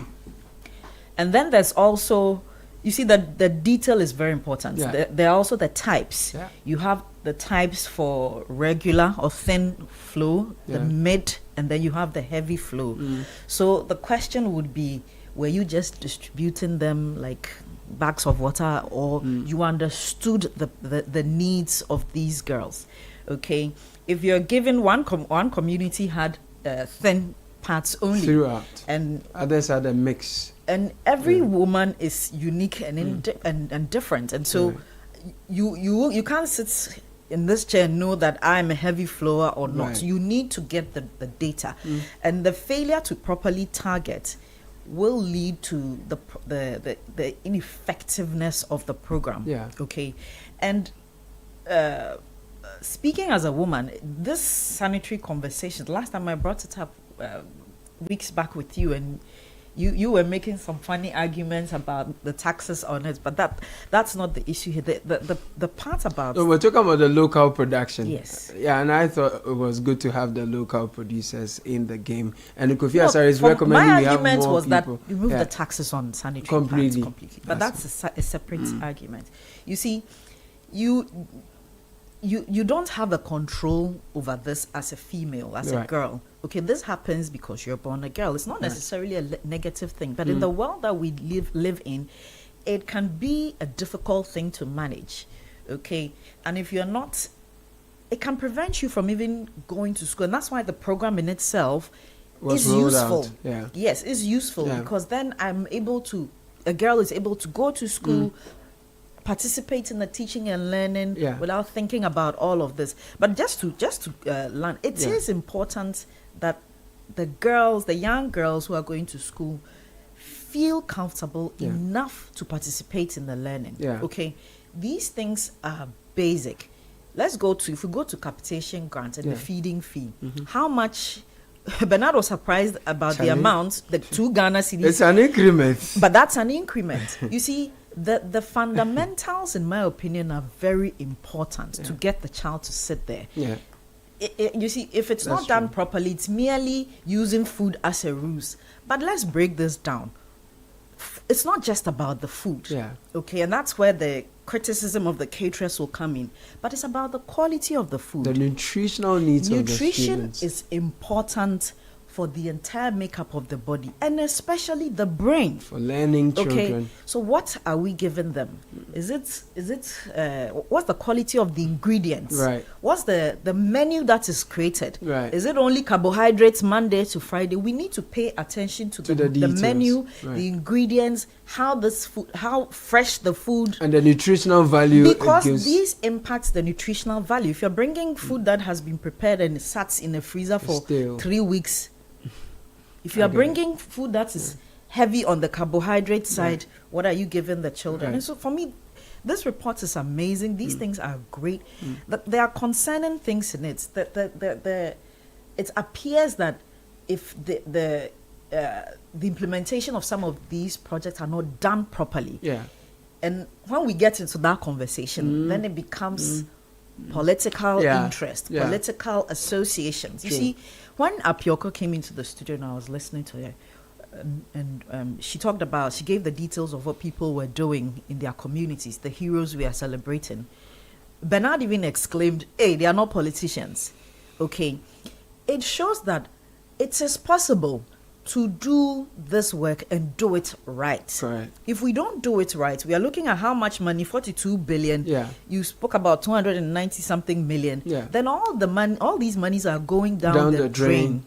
Because if people who do not expect recognition, who are not promising to do the very job they are paid for, in exchange for what? Putting our thumbs on a paper. To give you a voting comfortable life. It is clear from the change, the Heroes project, that people are doing this and are doing it well without any promises. Yeah. They are not asking us to vote for them or anything. Yeah. So the people who hold these offices, who often come to us every 4 years with the promises of doing the things they have to do in exchange of our vote, they need to take a cue from that. What I saw, the good thing about this report, some of the issues are simply a matter of strong supervision. So that if you had strong supervision at the various levels, whoever is distributing the sanitary pads is ensuring that it's equitably distributed and it is fit for purpose. And it's you have driven it by in data. a balance, data-driven Understanding the distribution, targets. so that it looks like people are being derelict with their responsibilities, and that is costing us a lot. We are pumping a lot of money into several aspects of our basic Because education, and we are not getting the one of results. the community said that they hadn't had the food, the caterers are not delivering. Exactly. There's been no food. And there are a lot of delays also. And you see, when you are in class and the food hasn't come, whatever they are teaching you, you are thinking about food. So someone must be. So there are gaps in there, and strengthening it comes to the systemic failure. The problem with the CSSPS and also the examination malpractices at the BC level and the WASI level. levels. If people have been found out to have being complicit, they actually were complicit colluded in it, with the they students. colluded with students, and it's been recommended that they be dismissed. Why are those people still in office? Nothing Why has do happened they to still them. maintain the positions they are holding? And obviously, there cannot be a guarantee that then the coming elections will be bereft of malpractice. And if you go back to the graph, the graph, when you read the BC from 2018, look at the percentage at 2018, 0.9, right? Shot up to 14.8. Wait, go to 2022. 2022 had 7.7%. 7% in 2022, and the next was what, 2024? That is in 2 years. 7% to what? So 14. Yes, then you came to 10 in 2023, 14.8 in 2025. I want you to appreciate the astronomical rise between 2022 and 2024. And they are worried we are the getting big question to 20% is why? Soon. Because the graph shows that it is problematic from 0.7% in 2018 to what 9% in 2020, 7% in 2022. That's correct. Going all the way to 14.8. Pay attention to 2022 and 2024. It's almost doubled. Yes. That's correct. From 7% in 2022 to 13.5% in 2024. Now we are doing 14.8, and they're projecting we'll get to 20% this year if nothing is done. That means that there's a culture that exam malpractice Become has endemic. become a culture. It's become a way of life for the students. For the reports suggest teachers as well, and even parents. That is problematic. And we had very forceful comments from the minister. You remember when we saw the results earlier, and it was attributed to the fact that this time around the minister gave very stern, warnings to the vigilators and the school heads that people were going to be dealt with, and that was attributed. That was said to be a factor for the poor performance because there wasn't as a coordinated malpractice as we saw before. But we're seeing that the teachers who were found culpable, we've not heard an outcome of that investigation. We don't know what has happened to them, whether they've been sanctioned, whether it will be deterrent enough to others. You're raising a very important point. You're saying that this rise in the exam malpractice, okay, and the minister's intervention, which we revealed that the performance was not very good. That's scary because that says that if we don't allow malpractice, then the performance will be subpar. Then in as much as we increase oversight and vigilance during the exam, we'll see the real stories. Then it means that there's still a problem in the quality. Because if they don't have the textbook, if we can only paint a good picture of performance when there's malpractice, that is messed up. Because totally messed the up textbooks situation. are not enough, and we are not deploying the teachers properly. Capitation is not, up to par, and there is distribution inequities. The students are hungry. There are no furniture. So at the basic level, the foundation is poor, and then as the people grow, they feel that they need to engage in malpractice in order to do well. To the extent that they've even weaponized the malpractice.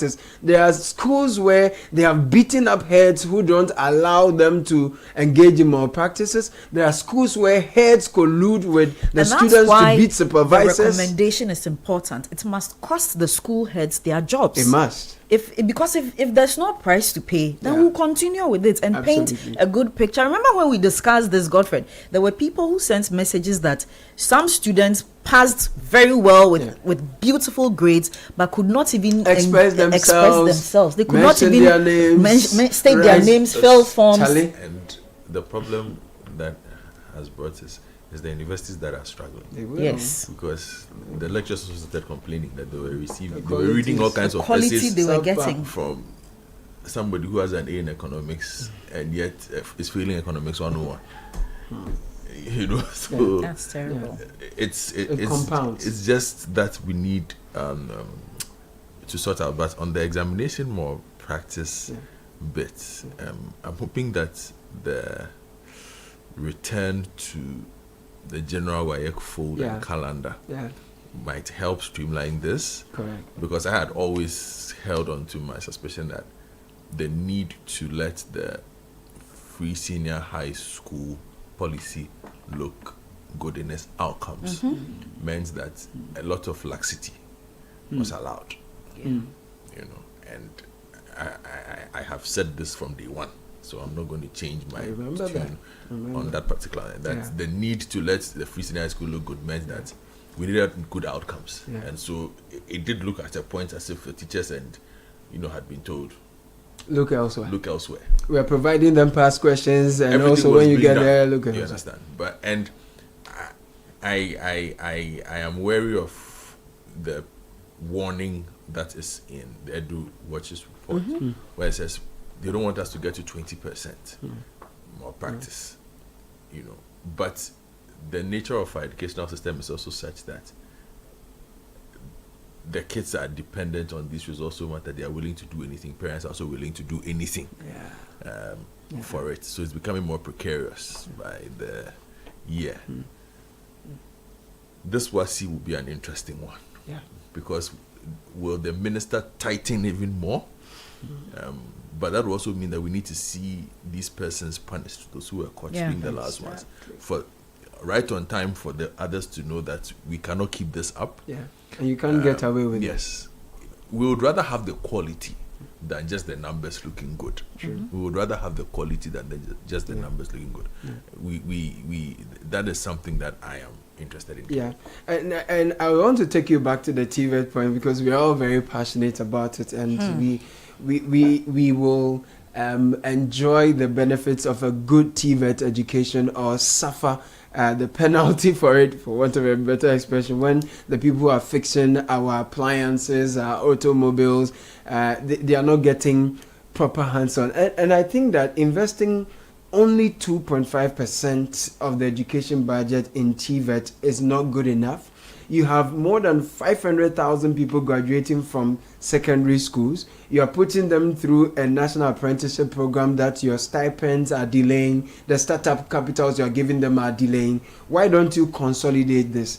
The report is suggesting that while they are in their regular secondary grammar education, add some of these apprenticeship things. But my point, I'm looking at the numbers in terms of enrollment into the TVET proper, and then the quality. You are only providing them 2.5% of the education budget, and they don't get any hands-on practical feel of what they are coming to feel to fix. On top of that, all the people you are graduating from the grammar schools are coming out and they are also unemployed, and so many of them are looking up to you to employ them. So is it not a prudent thing to invest more in TVET where the people can come out more employable or able to employ themselves or start something for themselves?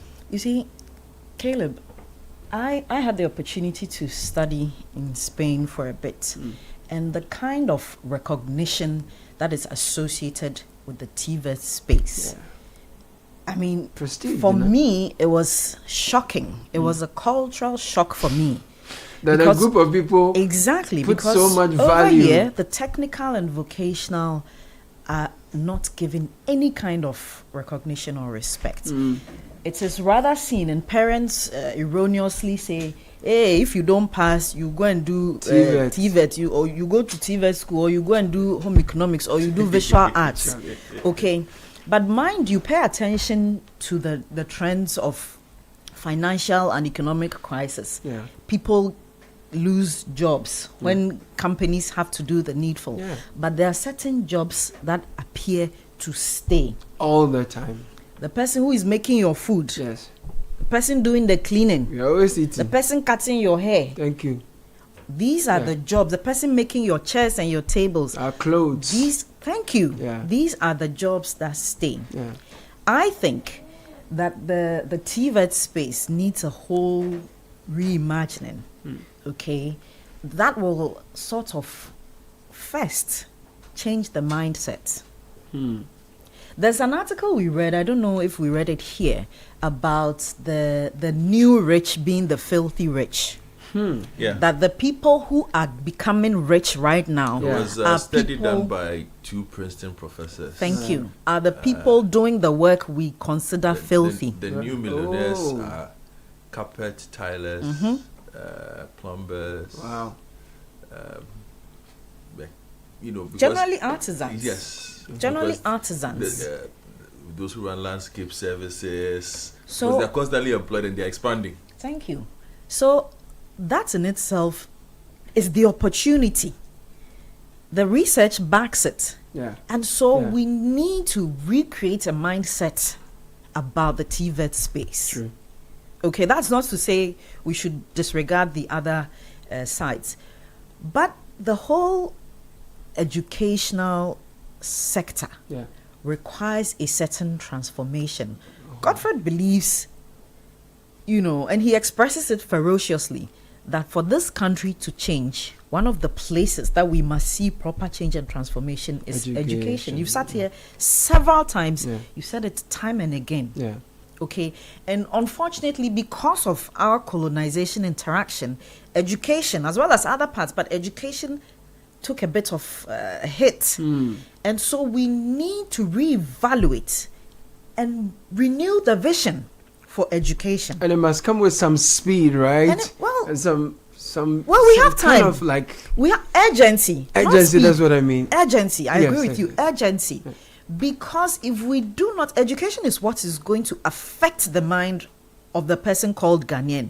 And the education must have Ghana in mind. And when I say that, it must not be an education that seeks to acknowledge a certain external validation, but to appreciate that we have the geniuses here, we have the skills here, and this is where we can go. We can make our own transformation. That's the kind of education we need. Very important point. It's a good place to take a quick breather. When we're back, we tie it all up together. This is the City Breakfast Show, the city's biggest conversation. Kuma has always dreamt of commanding his own military forces. Attention! Eyes right, stand at ease. Because that dream is still a vision in progress, he spends his time commanding his money with the EcoBank mobile app. Operation Supplier Payment. Dispatch 1,000 units of currency from Accra to Benin. Move! Move! Sometimes he wants a little extra control so that he can buy only what he needs. Command Center mobile app. Activate virtual card protocol and initiate payments for sneakers and t-shirts. Abort mission for leather coat payment. Even when the general is fast asleep, his standing order marches out to sort his bills. With the EcoBank mobile app, you can command your money to make safe transactions in Ghana and across 33 African countries. Download the EcoBank mobile app on the Play or App Store today. By the left, about turn. EcoBank, the Pan-African Bank. EcoBank will never call or send an SMS asking for your PIN, OTP, bank card, or Ghana card details. Protect yourself from germs and bacteria with confidence. Cleanse hand soap effectively kills 99.9% of germs with every use. Perfect for all your hand washing moments throughout the day. Available in a variety of variants and delightful flavors. Choose Cleanse for yourself, your family, and friends. Make Cleanse your daily essential. The GC brand. It's all about you. This advert is FDA approved. Germs, let's clean soap. Come and see the beauty of Ghana. Oh yes, are you looking to explore Ghana? Not sure where to begin? Why not let Ghana Tourism Marketplace help you plan the perfect trip? With Ghana Tourism Marketplace, you can easily book hotels, discover exciting tours, rent cars, connect with expert local tour guides, and explore destinations across the country, all in one place. You can also get tickets for amazing experiences like Movie in the Park at Platinum Bay Hotel, Uncle Ebo White Theatre shows, Kwame Nkrumah Memorial Park visits, Accra by Night tours, and many more unforgettable events. For more information, visit www.gtm.com.gh or email info@gtdc.gov.gh. You can also call or WhatsApp 050-123-3921 or 0202-700-720. Ghana Tourism Marketplace is brought to you by Ghana Tourism Development Company, your official gateway to discovering Ghana.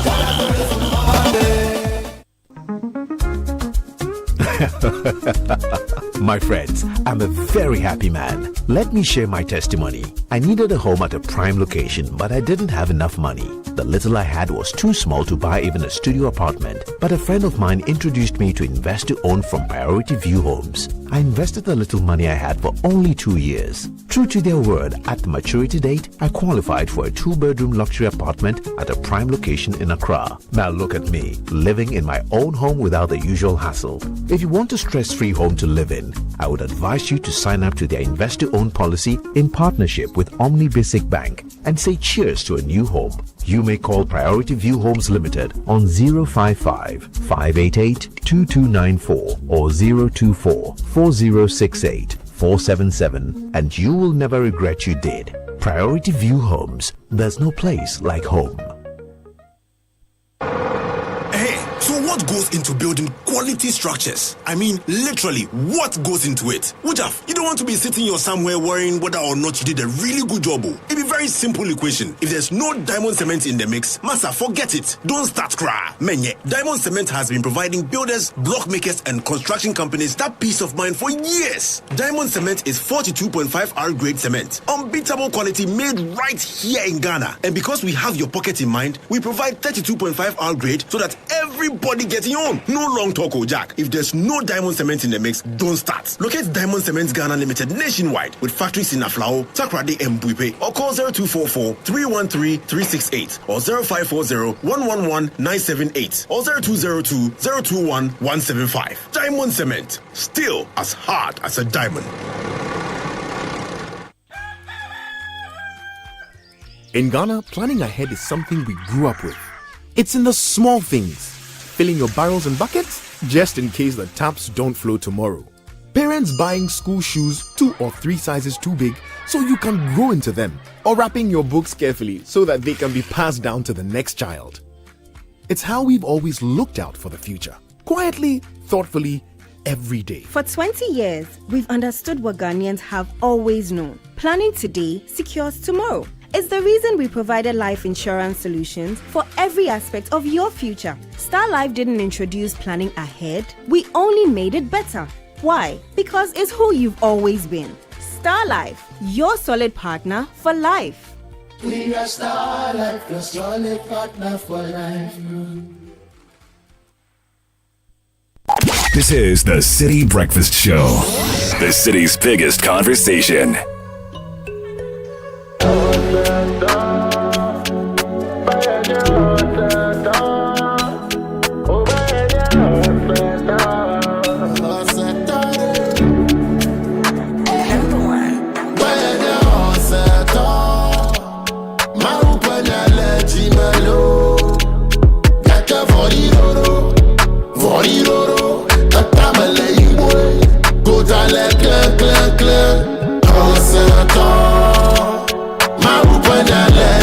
A few minutes to the top of the hour, we have a quick dedication. Yes, Caleb, I want to celebrate a colleague and a friend. What's his name? Clarence Papo. Okay. I studied with him. What's his name now? Oh, no. I'm trying to remember. Clarence Papo is a good friend. He always listens to the breakfast show. In fact, he sent the message about the incident in the Trotro. We talked about it yesterday. Clarence, enjoy the day. Blessings. And have lots of fun. Solid. A few more dedications. Blessed birthday to our father, spiritual supporter, leader, Reverend Emmanuel Amanyo Babanato, senior pastor of the Global Evangelical Church, Trinity Chapel, Kotobabi. Thank you for your immense support, guidance, and prayer. We love you. This is from all of us at the Bethel Revival Choir. Good morning. Please, kindly wish. Oh, I've done this one already. Okay. Reverend Emmanuel. This one is retired, so it's not the same. Please go back for me. Reverend Emmanuel Bedu Akufo retired. Immediate past Eastern Regional Apostle of Jesus Generation Ministries and currently fellowships with Jesus Generation Center of Worship, Kaswa Akwele. Have a good one. Good morning, team. Kindly wish my dear cousin Samuel Butias a happy birthday. My sister and friend, such a lovely soul, Elizabeth Makula and Emmanuel Buafo Jackson. Happy birthday, all of you. Etonam from Kakasunaka, number 2. Send that. They bring division to humanity. That be why me and they believe in purity. Tell everybody we changing the narrative. Back with rap and stone. Shibaba Benning is here with the news at 10. Good morning. Good morning, Caleb. Coming up in the bulletin, Ghana Immigration Service to crack down on streets begging and unregistered migrants in Accra, and President John Dramani Mahama to launch free primary healthcare initiative.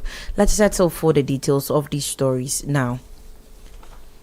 The Ghana Immigration Service has announced plans to carry out a targeted enforcement operation in the Greater Accra region this week. In a notice, the service says the exercise will involve a street